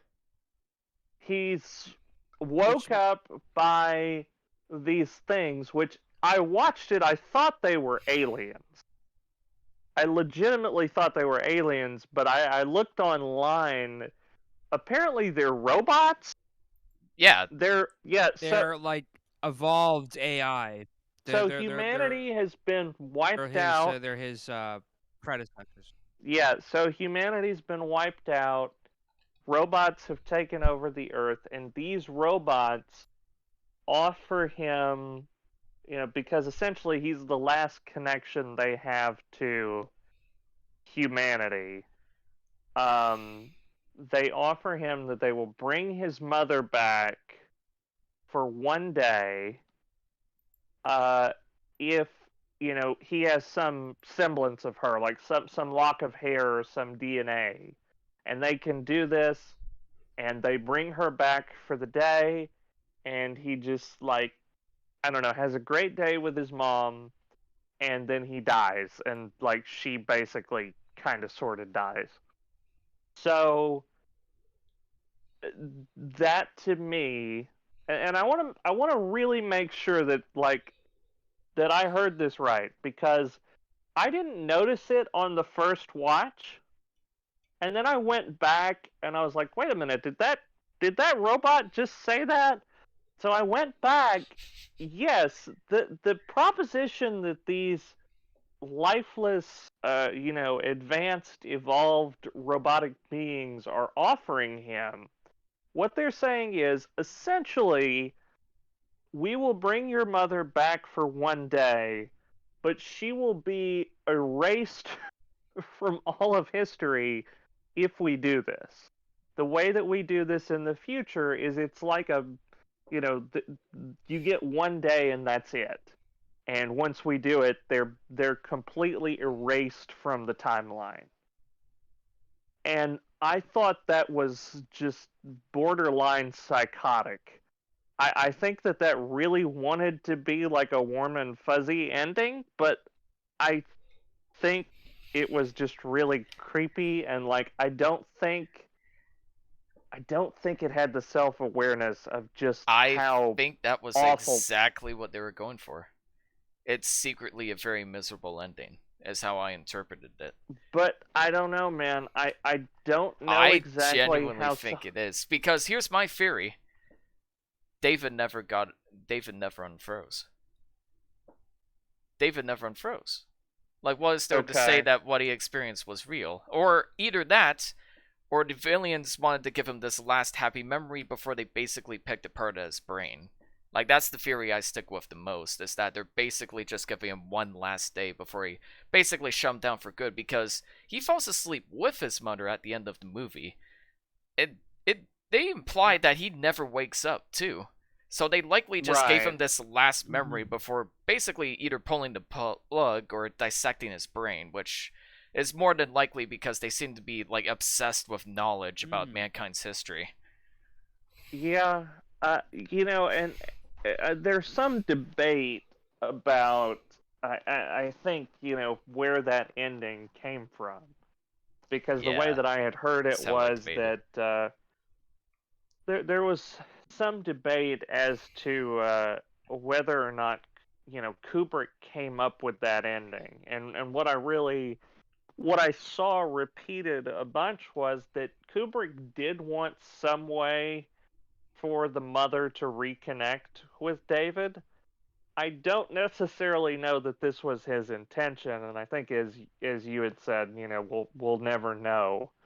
Um, yeah, I don't know, man. I don't know about this one. Devin, what did you think about AI? Yeah, go on.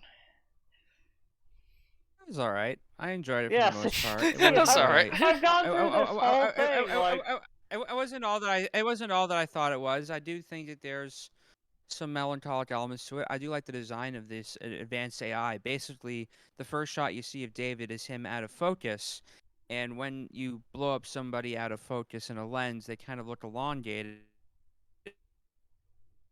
And this advanced AI that's evolved from him look like that on their own, which I thought was a cool kind of design choice to make these elongated figures that look like they're blown out of focus. Um, and I do think the theories about the ending are fascinating. Um, but there was one question that came to my mind as I was watching this thing, and this might be hard to talk about, but I am just genuinely curious if this struck any of you guys when you were watching. Um, but concerning about how the mother abandons this child, and that's kind of the crux of the rest of the narrative, and that's a tragic thing in and of itself. Do you think this film, intentionally or not, might be read as a metaphor for how some parents don't know how to handle children with mental disorders, like if their own kid has autism, for example, and Ah, they have the kind of struggles that they might have with that. What do you think? that's an interesting way of looking at it. I think it could be interpreted that way for sure, because he doesn't behave like everybody else. They're kind of creeped out by him at first. They can't quite explain his nature, and every time they seem to get a grasp on it, somebody else does something to ruin it, and they uncover something new that comes in the way of harming their family, and they just have no idea how to deal with this like strange new being or condition. So yeah, okay, that's a very interesting way of looking at it. I haven't thought it's about an it that way. interesting theory. Um, I don't Well, it's know. just a way of reading it. I don't know how intentional that was. That's just Hmm. how I saw. Like, yeah, that's just one way I thought of reading it. In terms of the pattern of things. But is there any elements of the story that maybe relate to that you could see, or do you think That there's something else there? there's That they're well, going. no, I mean, I think that's an interesting reading. I don't know that I necessarily agree with it. That's actually one of the things that I disliked most about the ending. Kind of talking about parental relationships, is that he has really no reason to feel this attached to his mother. Um, He has and programming. well, okay, but like what I'm saying is she abandoned him. And I thought what she did was horrendous. It could be Um, viewed that way. no, Absolutely. I think it was. I think what she Absolutely. did was absolutely Oh, horrendous, I and I agree. thought there were, yeah, abandoning him. And Hmm. I'm like, Such an wh- emotional scene too, for sure. well, yeah, and I don't know how much of that emotion was necessarily earned, because it's like if he's a child that's been abandoned, I would think the last thing he would like. You know what I mean? But again, I Just think that's the ironic message Right, that the film was but going for. I think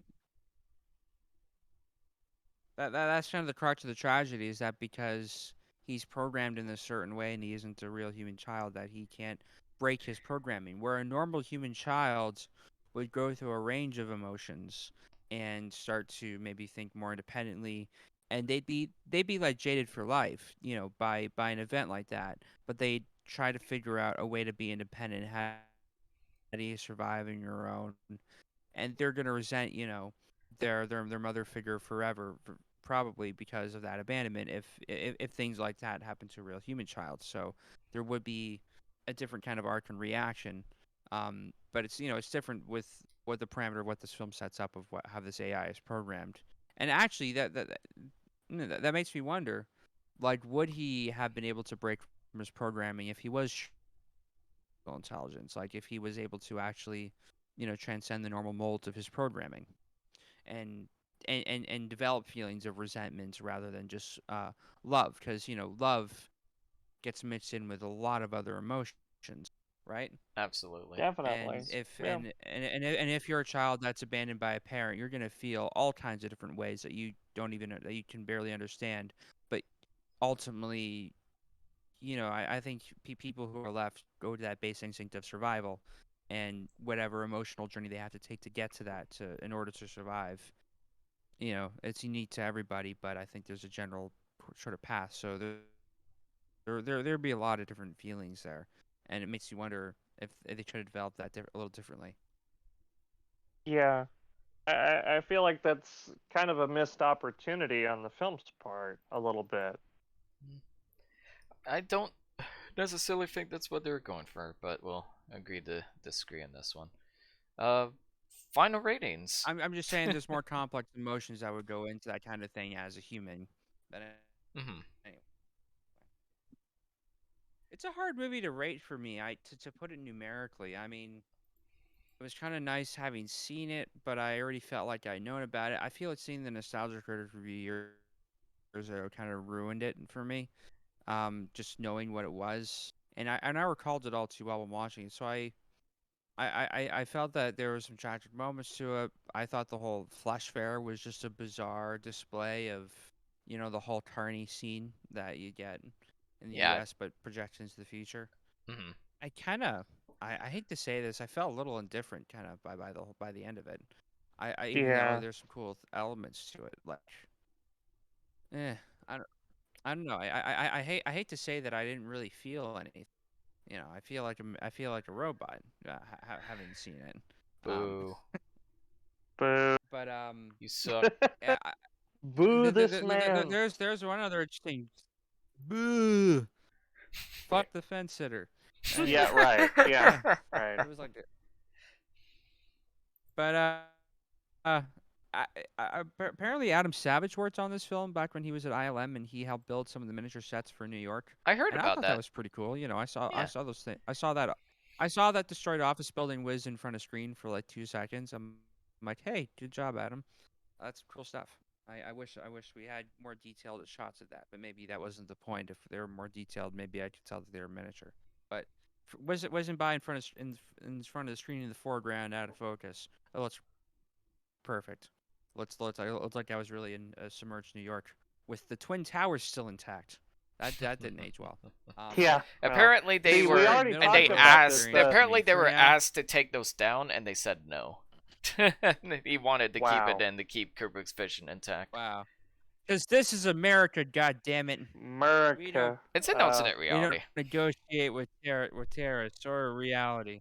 This reminds we- me of the Muppet movie We where don't they negotiate tried to with say reality. that Kermit did 9/11 because it's basically a Christmas Oh, God. Carol, but Kermit goes back in time to, or goes to some other world where he never existed. And this film was, like, I think it was made right after 2001, but you can clearly see there's like a window where the Twin Towers are there. So it almost implies that if Kermit had never existed, that we wouldn't have 9/11, which is such a weird. Yeah, I forget the name of the movie, but it was some kind of like it was like a Christmas Carol or like that story. I'm drawing a blank on it. It's too funny. Yeah, but That's that was very good. I think I've seen that one too. That's too good. yeah. It's like a So Muppet version of obviously Christmas this Carol. obviously I'm gonna kick AI myself takes this later, but place. I'm giving this movie a 5. Oh, Okay, okay. Steven. I man, I'm True sorry. neutral. You don't need to be sorry. I didn't care for this one. I really didn't care for it at all, actually. I'm gonna give this a 3 out of 10. Well, I love you both, but you're both wrong. Okay. All So how you felt during this review, Steven, is how I felt during the 2010 review. But in my opinion, Yeah. I honestly think there is a lot to appreciate. Yes, it's not perfect. Some of the effects are a little dated. There are some annoying plot conveniences for sure. We forgot to mention the fact that David ends up with the other AI, with Jude Law, all at the same time while they were getting captured. That was pretty stupid. And yeah, some of it was a bit cheesy. The narration made me want to kill myself, but there's a lot I appreciate about it too. Like, personally, I think it's gorgeously shot and incredibly well edited. The score from John Williams is fantastic. Haley Joel Osment gives like one of the best child performances I've ever seen in the movie. Like, he nails the look and feel of an AI so well without the need of any visual effects. And I think there were a lot of interesting discussions on human relationships and the relationship of technology. And it's not super original, but it was still interesting that they dissected those themes. And I personally loved the ending. So yeah, I can't believe I'm saying this, but I'm giving this 4 stars, Fair 8 out of 10. I kind of love this movie. Good But lord. this proves how polarizing it is with people. It's Yeah. sitting at a 3.5 on Letterboxd, where almost every review is like a 2 or a 1, while the other half is like 4.5 and a 5, and everything else is in between. Hey, Like, you it's know just what? insane. Ian, if it's actually works out, because if you add Stevens and my scores together, you get your score, so that actually works out. There you go. Yeah. It was planned So the whole time. what even is the average on this one? We'll see. You will find out. Okay. But we have one Fair more enough. film to talk about, and Oh that boy, is I've been I think this is why you should never trust the Rotten Tomatoes aggregate score, just because like it's an aggregation of potentially very polarized views of a certain film. So I think you should take any kind of review into consideration, absolutely always take it or with a your grain own of salt. perspective for that matter. Mhm. So definitely. I just taking our 3 disparaged opinions, my just kind of view of it. I thought it was well made and all that, but I much preferred or much more resonated with Minority Report that Steven Spielberg made I like do agree the with year that. after this. That Yeah. is a fantastic movie. I do agree with that.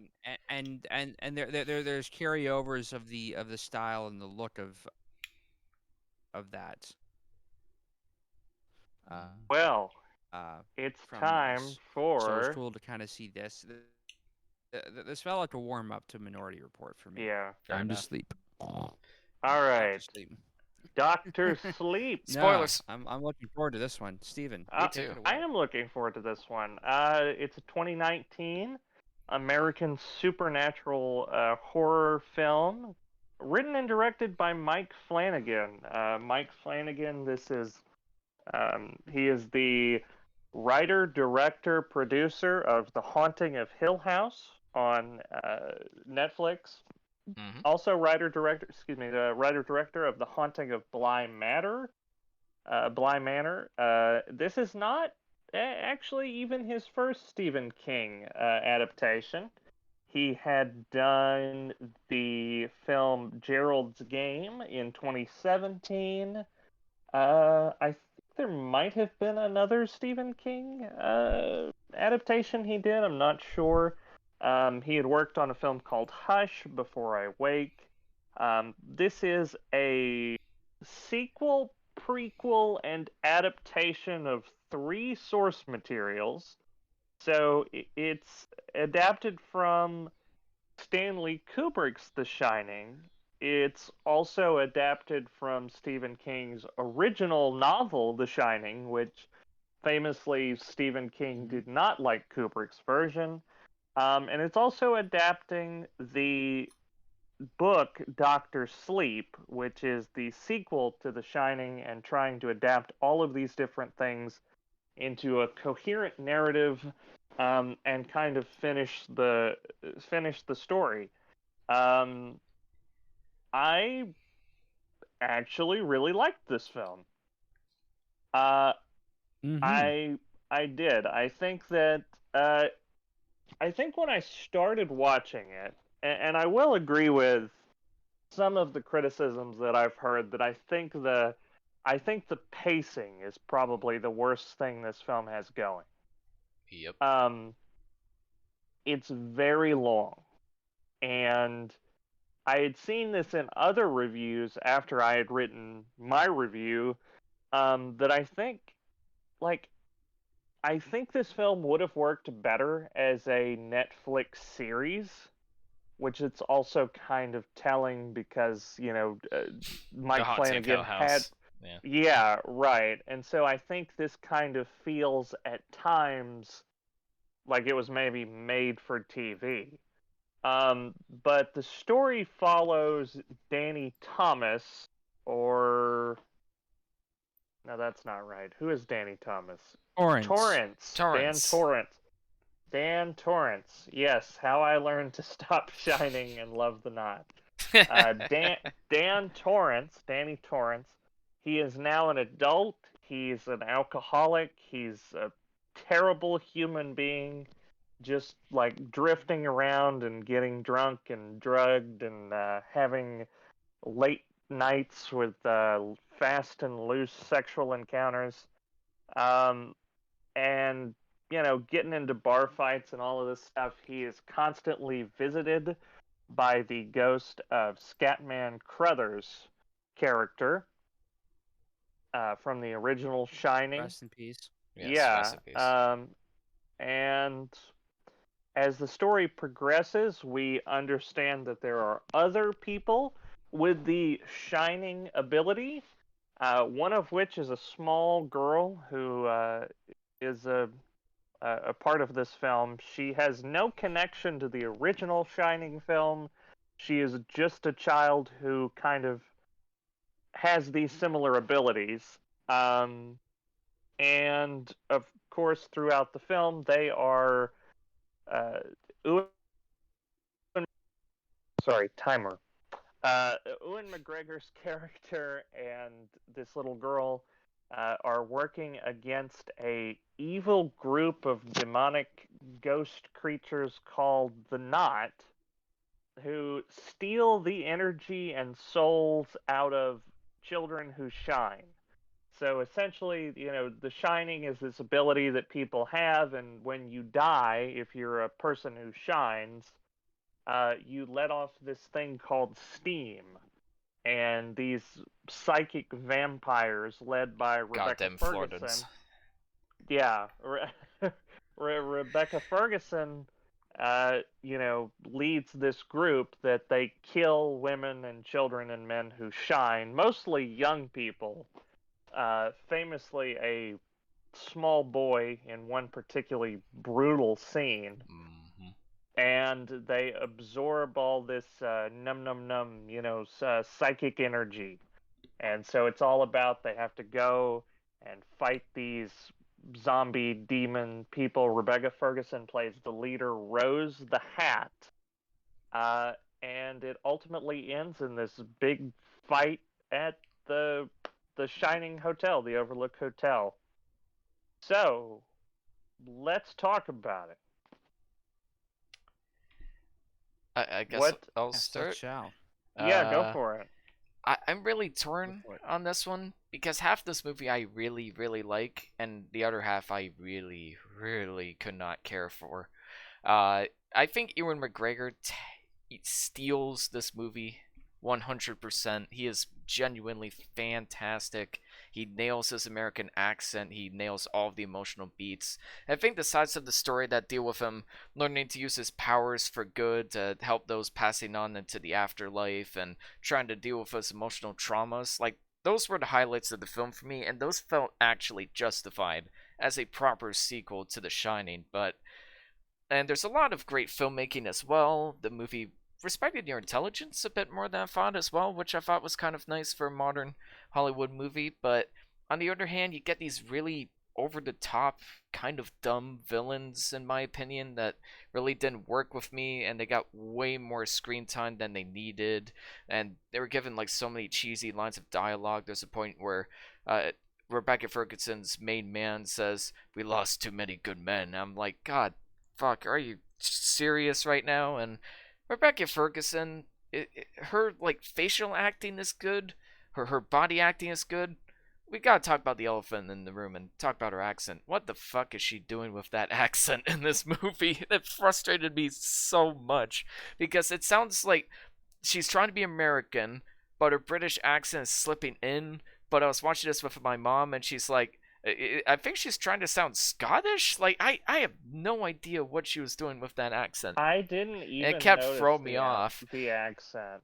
I couldn't help but notice it. And what I think is Yeah. what happened is she was supposed to sound American, but her British accent kept slipping in because she's not British herself, but she did play a very British character called Ilsa Faust in Mission Impossible, which she's really good at a British accent. So that's probably what was happening, but instead of doing what a good smart director would do and go like, all right, this accent has nothing to do with your character, we're just gonna let you keep the British accent, they just left it in the movie, and that took away so much from her character, and I could not connect with the villains I at all. That feel side of like- the plot was so dumb for me. Feels like a big nitpick That's though. a in the I I mean, grand when scheme it of things, takes like, up more than it's half the harder running accent. time, I don't think that's a If- nitpick. No, it's a pretty Okay. big nitpick. I would like to talk I- about the- in defense of I was compelled enough by the narrative. Yeah. yeah. I was compelled enough by the narrative that I barely noticed it, except when she said Rose the Hot. Like, that's the only time I really noticed her accent was when in the first scene It's- with her. I got used to how she talked after the fact, Fair enough. so it didn't Yeah. bother me.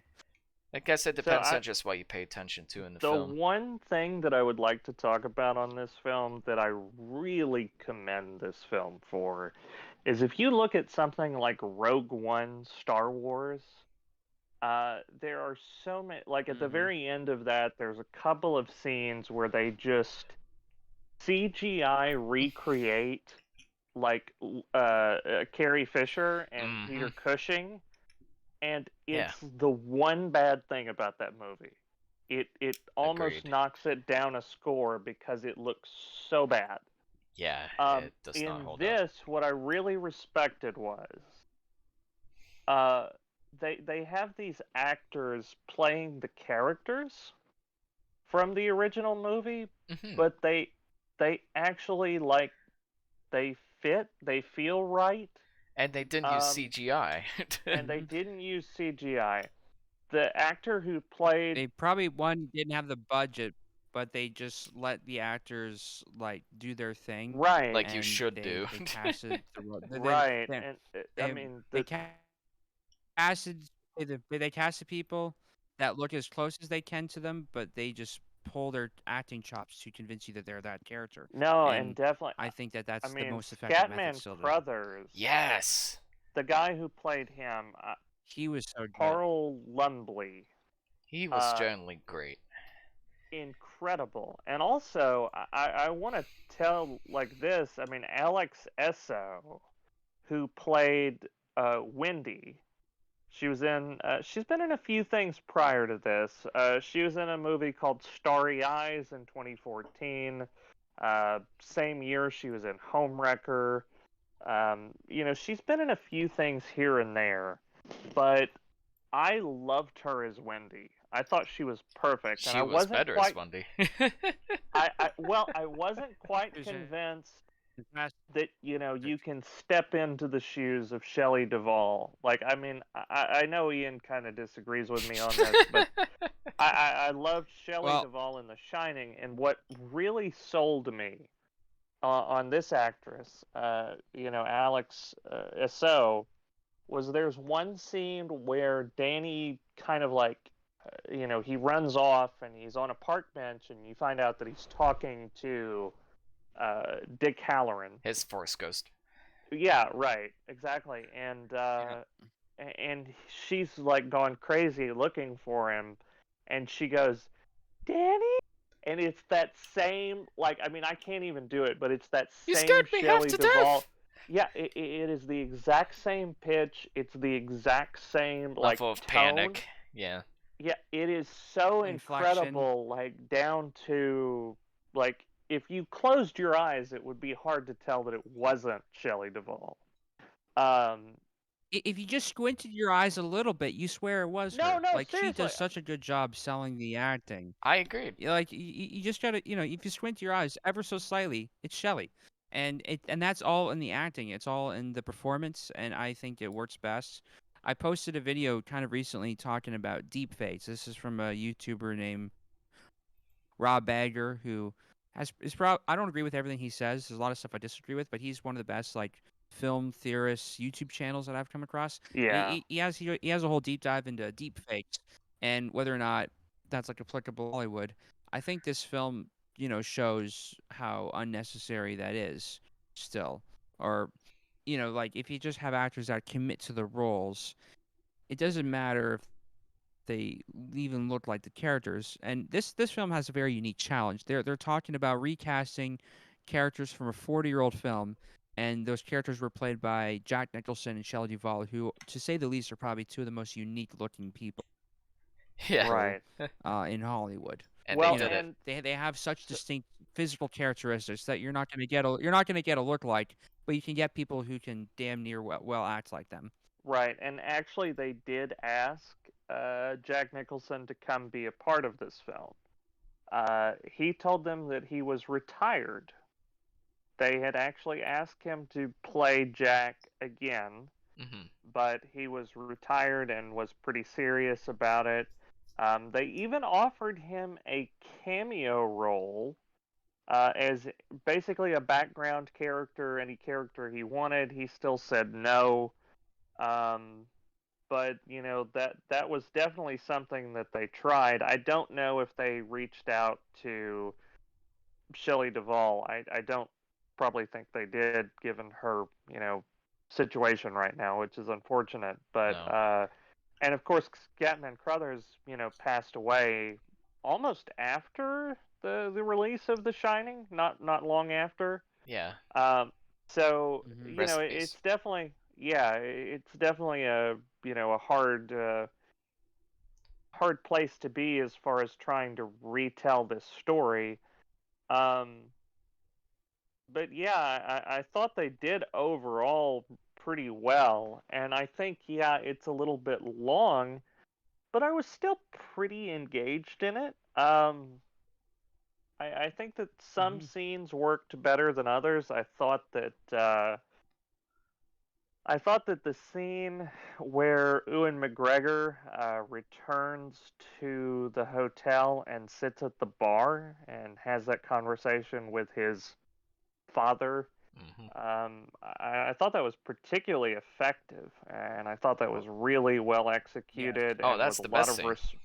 I thought it was, yeah, I thought it was very well executed, very well done, respectfully. I mean, I just It's nostalgia with a purpose, which I can't really agree that all of the nostalgia is used in the same way. And the funny thing is, I don't know what cut you watched, Stephen, but I only watched the director's cut. Like, I haven't that's seen what I the watched. theatrical. Yeah, Nice. So, unfortunately, in the theatrical cut, they I actually so cut down that I saw scene the with theatrical. Jack. yeah, Sorry, go on, Devon. A little bit. So I've seen both the theatrical cut when it came out. I saw it in theaters. I saw it in a pretty empty theater, which you reminded me in that this film flopped, which is really unfortunate because I think it's one of the best Mhm. sequels to a you know pre-existing franchise that no one was really looking for, that no one was really asking for, but happened, and I think it for the most part really earns it being there. I Um, agree. Yeah, just for that, even that one scene alone. I don't think they make it to the bathroom in the theatrical cut, in my recollection, but the bulk of it was still in the theatrical version, and I think there's only like 25, like 10 or 25 minutes difference between this cut and the other cut. But Right. I did watch a director's cut this time around. I also noticed, I think the scene where Abra plays the piano with her shining, that wasn't included in the theatrical from what I recall, and a couple shots maybe here and there. But I thought it was, I actually found it more effective the second time around watching it, because I remember seeing it first time. I thought the character that played Jack looked a bit odd, although apparently he was the kid that was in E.T., and that's He kind of was, cool. yeah. And he does the best Jack Nicholson impression that he can. And if it weren't for the damn good writing in that scene, it might not have worked.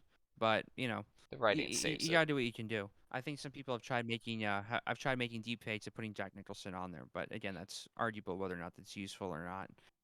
Right. Even just as a cosmetic kind of thing after the fact. But fuck, where was I going with that? I think that it was overall like really effective. This movie made me realize that I've had more emotional connections to these characters that the first film led me to believe. It was the character moments where they resolve certain things between Danny and his mother and his father. Those are the Yeah. ones that I think really spoke to me. I Those ones that agree. really felt. The ones where they try to just recreate shots from The Shining, I could have maybe done without. There are cool technical exercises and it's a bit of a throwback, but it does feel like it's there just for the sake of being there, more or less.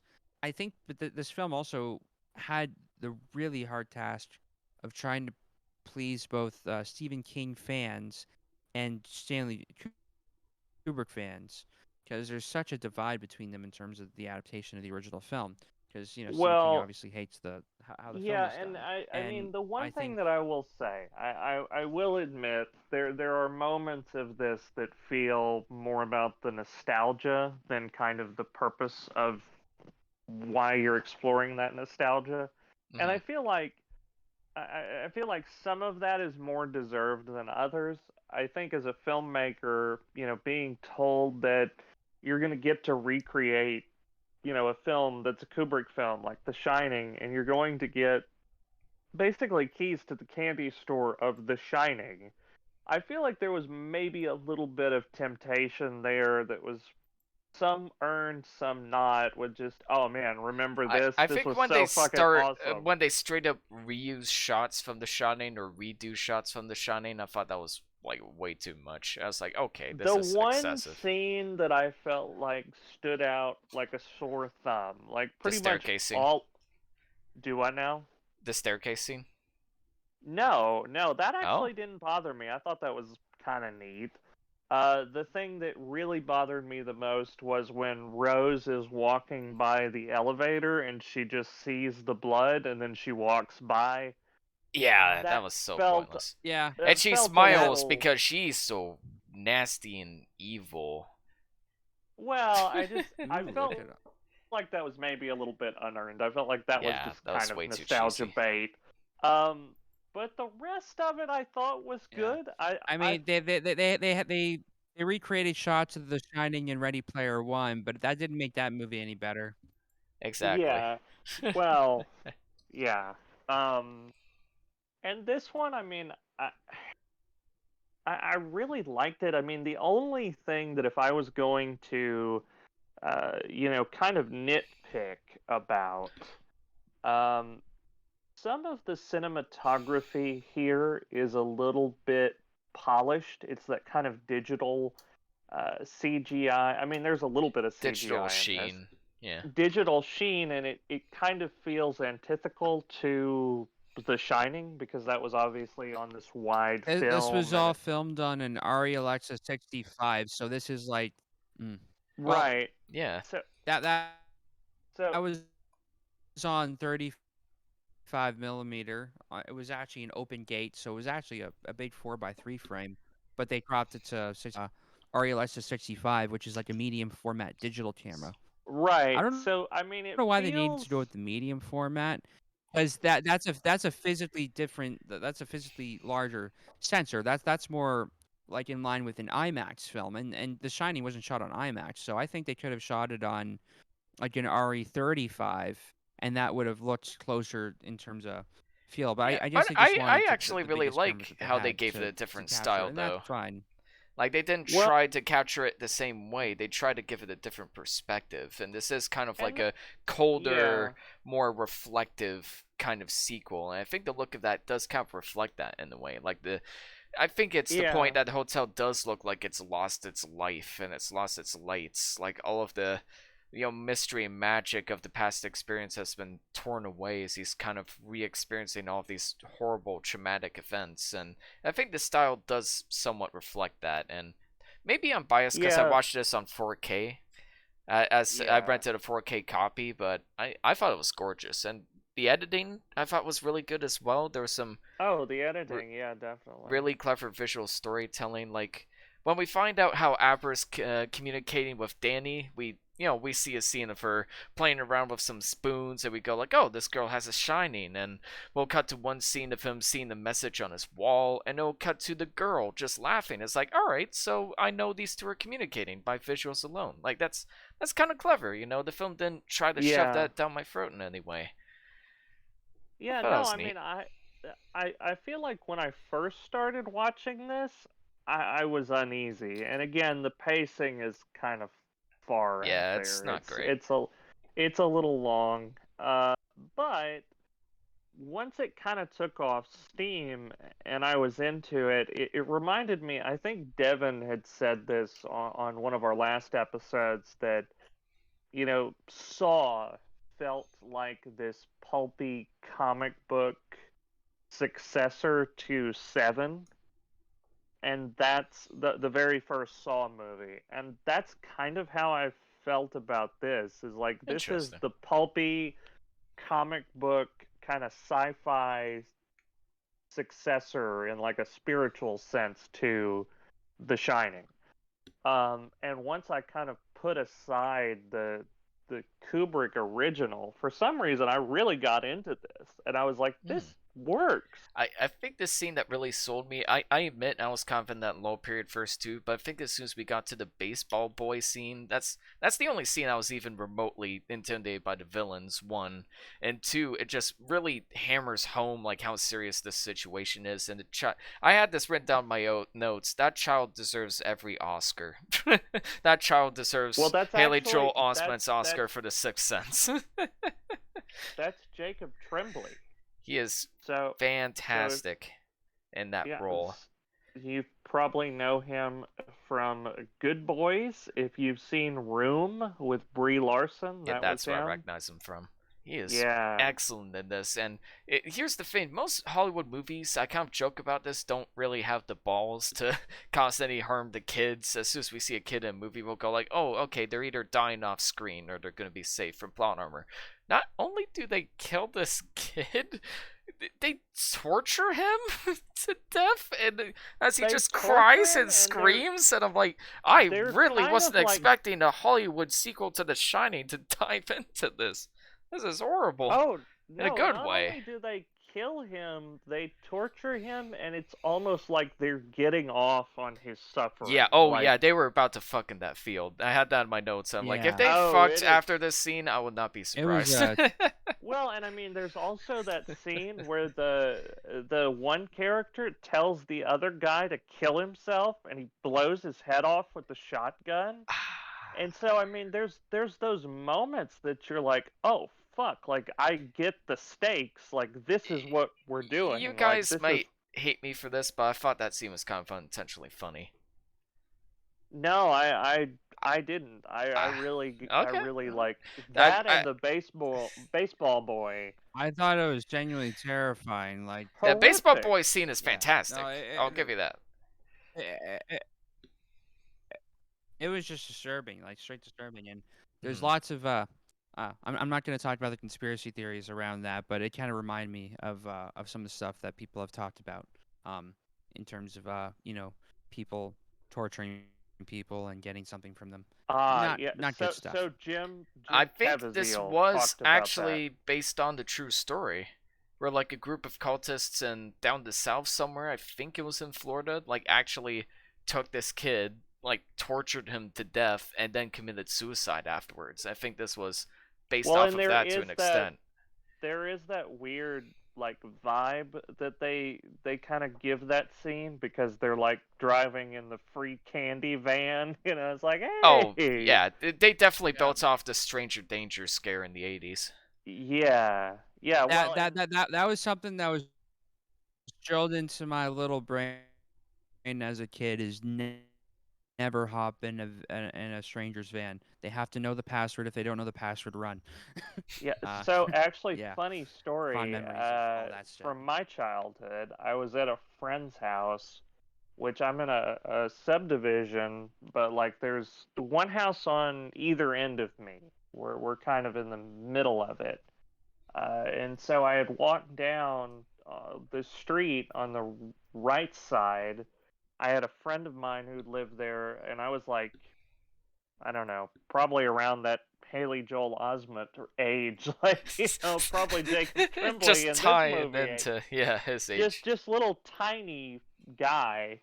And I was playing with my friend who was a little girl that was about my age, and we were playing Guitar Hero, and we were playing Freebird. I remember this specifically because Freebird is like the longest song in the fucking world.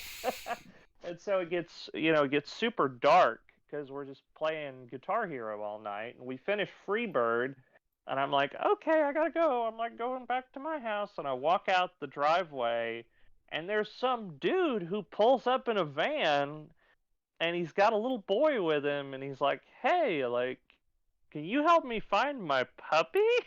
Oh my god. No, for real. This was like traumatizing and shit, and I was like, No. I don't think my mommy would like that. I just fucking booked it, man. And I told oh my god, that sounds terrifying. No, it is terrifying. And I told my mom, and she was like, "What?" Or So they calling the called fucking cops, yeah. No, they did. Yeah, and I mean, they couldn't Good. get him on anything because I mean, yeah, it's your word against mine, and I'm an adult kind of thing, right. unfortunately. Well, and also, I mean, he hadn't done anything. It was like if he had taken me in the van and just murdered me and left me in a field. Oh, well, even if they that's took you in something. the van, they could charge you though. Yeah, that's kidnapping. But because, like, he just said, "Hey, you want to get in my van?" Like, there's no crime to that, no. Yeah, exactly. Unfortunately. Yeah. Ugh. So anyway, Oh, bad Doctor vibes. Sleep, You yeah. gotta listen to the bad vibes Yeah. and take your life with you. Yeah. So no, I mean, thankfully, I did not have my shining steam extracted from my body By a bunch of sexual beings. by a bunch of weird sex demon Yeah, psychic I vampires. gotta mention this. Even with that stupid hat, Rebecca Ferguson is very attractive in this movie. Like, there's a, Oh, I had a geez, note yeah. where Yes, she is. where the blonde chick says, you're very attractive." I'm just like, that's right, girl. I feel the same way. Don't worry. Yeah. No, I mean Rebecca Ferguson. Yeah, Even with she's a that babe. stupid hat, she somehow makes it work. Oh, I like women in hats. I don't know. Not that hat. I agree with other hats. Whatever. But anyways, I'm so uh, conflicted with this movie. Like, every time it does something right, it does something really stupid. Like, there's a great scene in the hospital where, like, the cats will like predict people's death, which is apparently based off a real cat in the hospital that people thought would predict when somebody was going to die. And he's talking to this man and trying to comfort him into the afterlife. I'm just like, I need more scenes like this. If there were more scenes like this in this movie, I would connect with it so much more. That's conflicted with scenes with villains I really don't like, and explanations of The Shining that I really didn't need. Opposite reaction. I was like, why are we spending so much time on this nursing home and this rehab? And it's like, I want to Those were the parts I loved. Yeah, man, I like the kind of comic booky. First time I saw this film. Go ahead. Yeah. I would say first time I saw this film, I thought the whole film should have been about this, and I would have been fine with that. of him working as this hospice worker and talking to people in their final moments. And the only reason that I personally connect with that scene is my mom has worked in, retirement homes and long-term care homes as far as I've known. And so I'd spend some time Oh there, yeah, when she was definitely. at And I work mean, sometimes. it And is. I'd visit with some old people and I'd see how they work there. So the fact that he was able to actually really truly like mentally connect with them in their kind of final moments, I found that very affecting. Anyway. Yeah. No, I mean, I get that. I did think it was sweet. I almost wish that there had been more of his rehabilitation because there's this weird, like, time jump True. in the middle of the movie. Mm-hmm. It's like 8 years later or something. And I kind of get what they were doing. I almost wish that there was, I don't know. That kind of like, and again, that's pretty nitpickish, but I was like, yeah, I I kind kind of of would have agree with it. liked to have seen something during 8 years worth of time. Al- You know, it's Also, like, his best friend gives me heavy friend of the filmmaker vibes because his best friend is just like this perfect, nice character that doesn't question anything Jack's doing, and there's no real sense of connection. They barely show you any mean scenes you mean together, but we're uh, supposed to feel really sad when he dies. Like the best friend who shoots ah, himself and the hunting scene. Like I'm just like this feels like a buddy of the filmmaker where like his buddy was just like hey can I be in this film. It's like I already written everything as like all right, the guy who like helps him get an apartment, have me help him with a dead body, just throw me in that way. Okay. Like it so just felt like it was a last minute addition. I don't know about that. So let's look this up. All right. I could be wrong So 100%, but Billy Freeman was the name of the character. His name is Cliff Curtis. No, he's had a great career. Like he's been in Columbiana, oh, The the actor. Meg, Training Day, Oh, Live Free or I Die I'm Hard. not saying Like, the actor hasn't been in other things that are good, but oh, it I felt like thought you his were talking. character was like half baked. Like I really didn't buy their friendship at Eh, all. I don't It's know. I one of those mean, things I hate in movies where it's just like if we just have a guy who's really nice to a character, then the audience will buy that they're friends. But what makes a friendship work is a bit of give and take. Like the sense that they care enough to conflict with them. Like I need a bit more resistance and okay, conflict. but this guy, he saw that there was good in him, and up until the point, like you're talking about, the scene where he blows his head off with the shotgun, and like, okay, yeah, he's out there with some guy he barely knows, Yeah, but it's digging a also body and bringing the body of a child with some guy he barely knows. okay, but like, he has no reason to believe that this guy buried the kid. Like at this point, he's been exposed to all of this magic stuff, and he's like, "Oh fuck, I this is it real." all right. It seems a little too convenient for me, but it's just Oh me. come on, like yeah. All Well, right.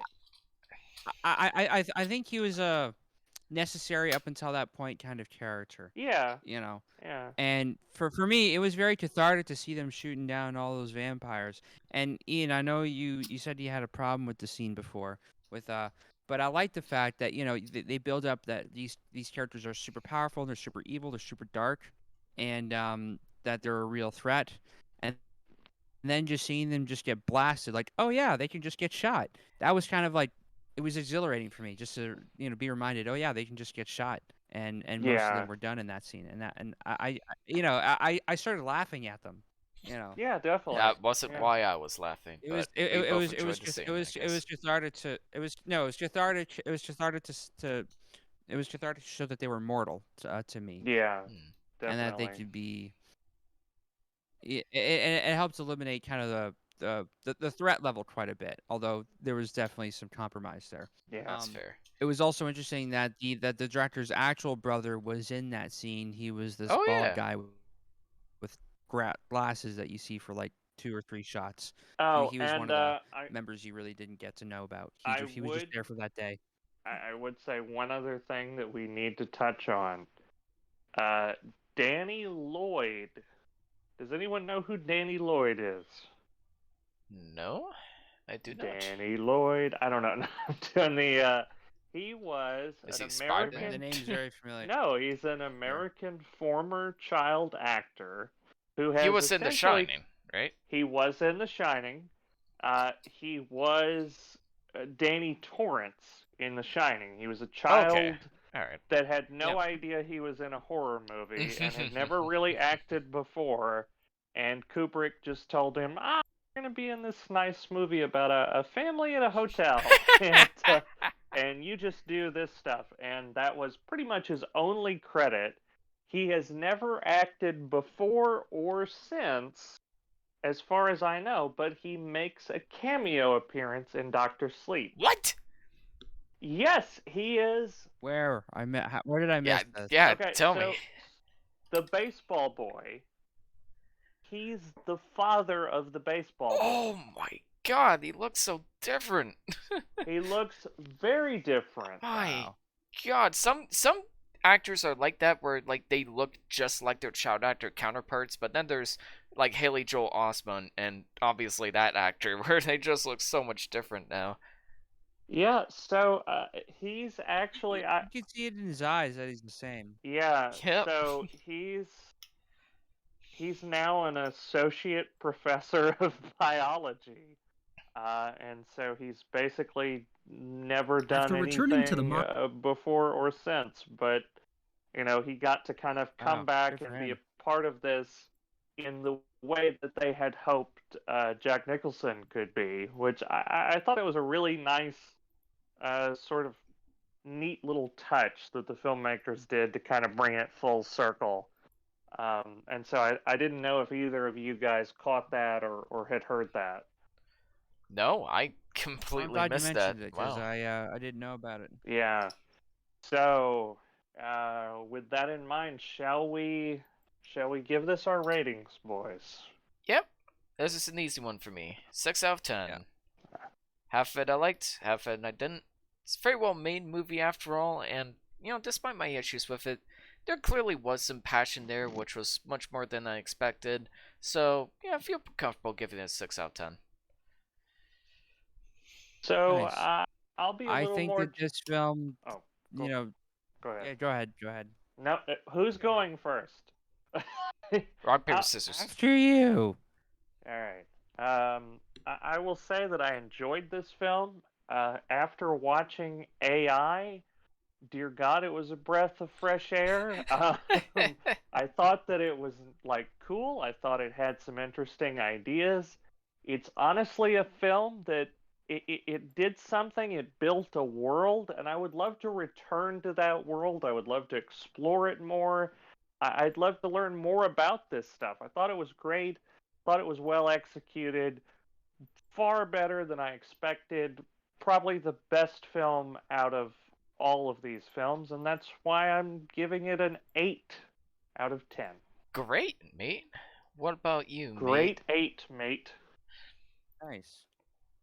I think I'm gonna side a little more with Steven here. I think this is a rare sequel that does its absolute damnedest to honor the film before it, but also make up for the disparity that there is between the adaptation and the novel. Like this was, they emphasized this is Stephen King's Doctor Sleep. Well, and it's Although also its they own actually, thing. Like, Mm-hmm. it is its own thing because it actually kind of takes the ending of The Shining, of the original Shining, into this, which I thought was actually quite nice. Because in the yeah. original book of The Shining, the hotel burns, and in the movie it freezes, and in this the hotel still exists, and unlike in the novel of Doctor Sleep, but they have it burn, and I love that shot between or Danny and his mother at the very end because he was saying how she couldn't look at him in the eyes because he would see his father's eyes, and she couldn't stare at them too long. And the fact that they just like lock eyes at each other as the hotel's burning around them, it was bittersweet. It was beautiful and disturbing all in the same. I remember welting up in the theater when I first saw that. I love little moments like that. I felt like that they just earned those so well. Um, Yeah. Despite some, I thought the corpse lady was way overdone. That was like Mm-hmm. That was laughable. That's fair. But I would have resolved that with first seeing the movie. But other than that, really, I think it's a solid sequel, and it's a rare example of one that hopefully it gains more notoriety and more respect in the future because it flopped in the box office, which is really unfortunate because I think it does a near impossible task of following up a good, a Stephen King. I'm at a loss for words. It's good. Yes. 8 out of 10. Nice. A what? 8 out of 10. Oh, eights and eights. 8. Great, mate. 2 greats Rated and a 8. 6 out of 6. Anyways, thank you so much to those who listened in. This has been a blast of an episode, despite some admittedly very heated discussions. Next week Sure. is my domain. I've got some really fun recommendations. First off, it's a 6-episode series that was canceled because not enough people were watching it and it costed too much money to make. It streamed on Adult Swim, but all of the episodes are free on YouTube. It's called Garth Marenghi's Dark Place. I will say no more about it beyond the fact that it's magical. And on top of that, let's talk about some more goofy supernatural movies. Beetlejuice and Paranorman. All of those and more. And a potential discussion of The Green Knight next week on Tuesdays with Moire. Oopy spoopy spooky trilogy. There's a lot of titles we could use.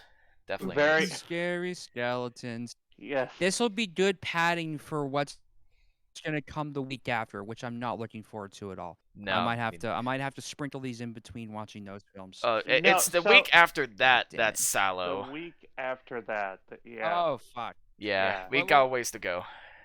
Wait. What's the week? What was the week? Okay.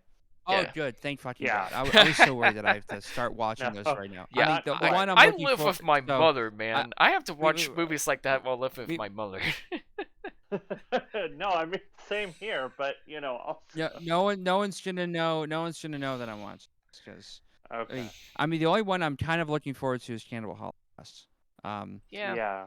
I agree. Some asshole voted on decided to make in the polls the Absolute Depravity trilogy, and everybody voted for it because they all want to see me suffer. So, And me too. Well, here we go. We could have had the old trilogy.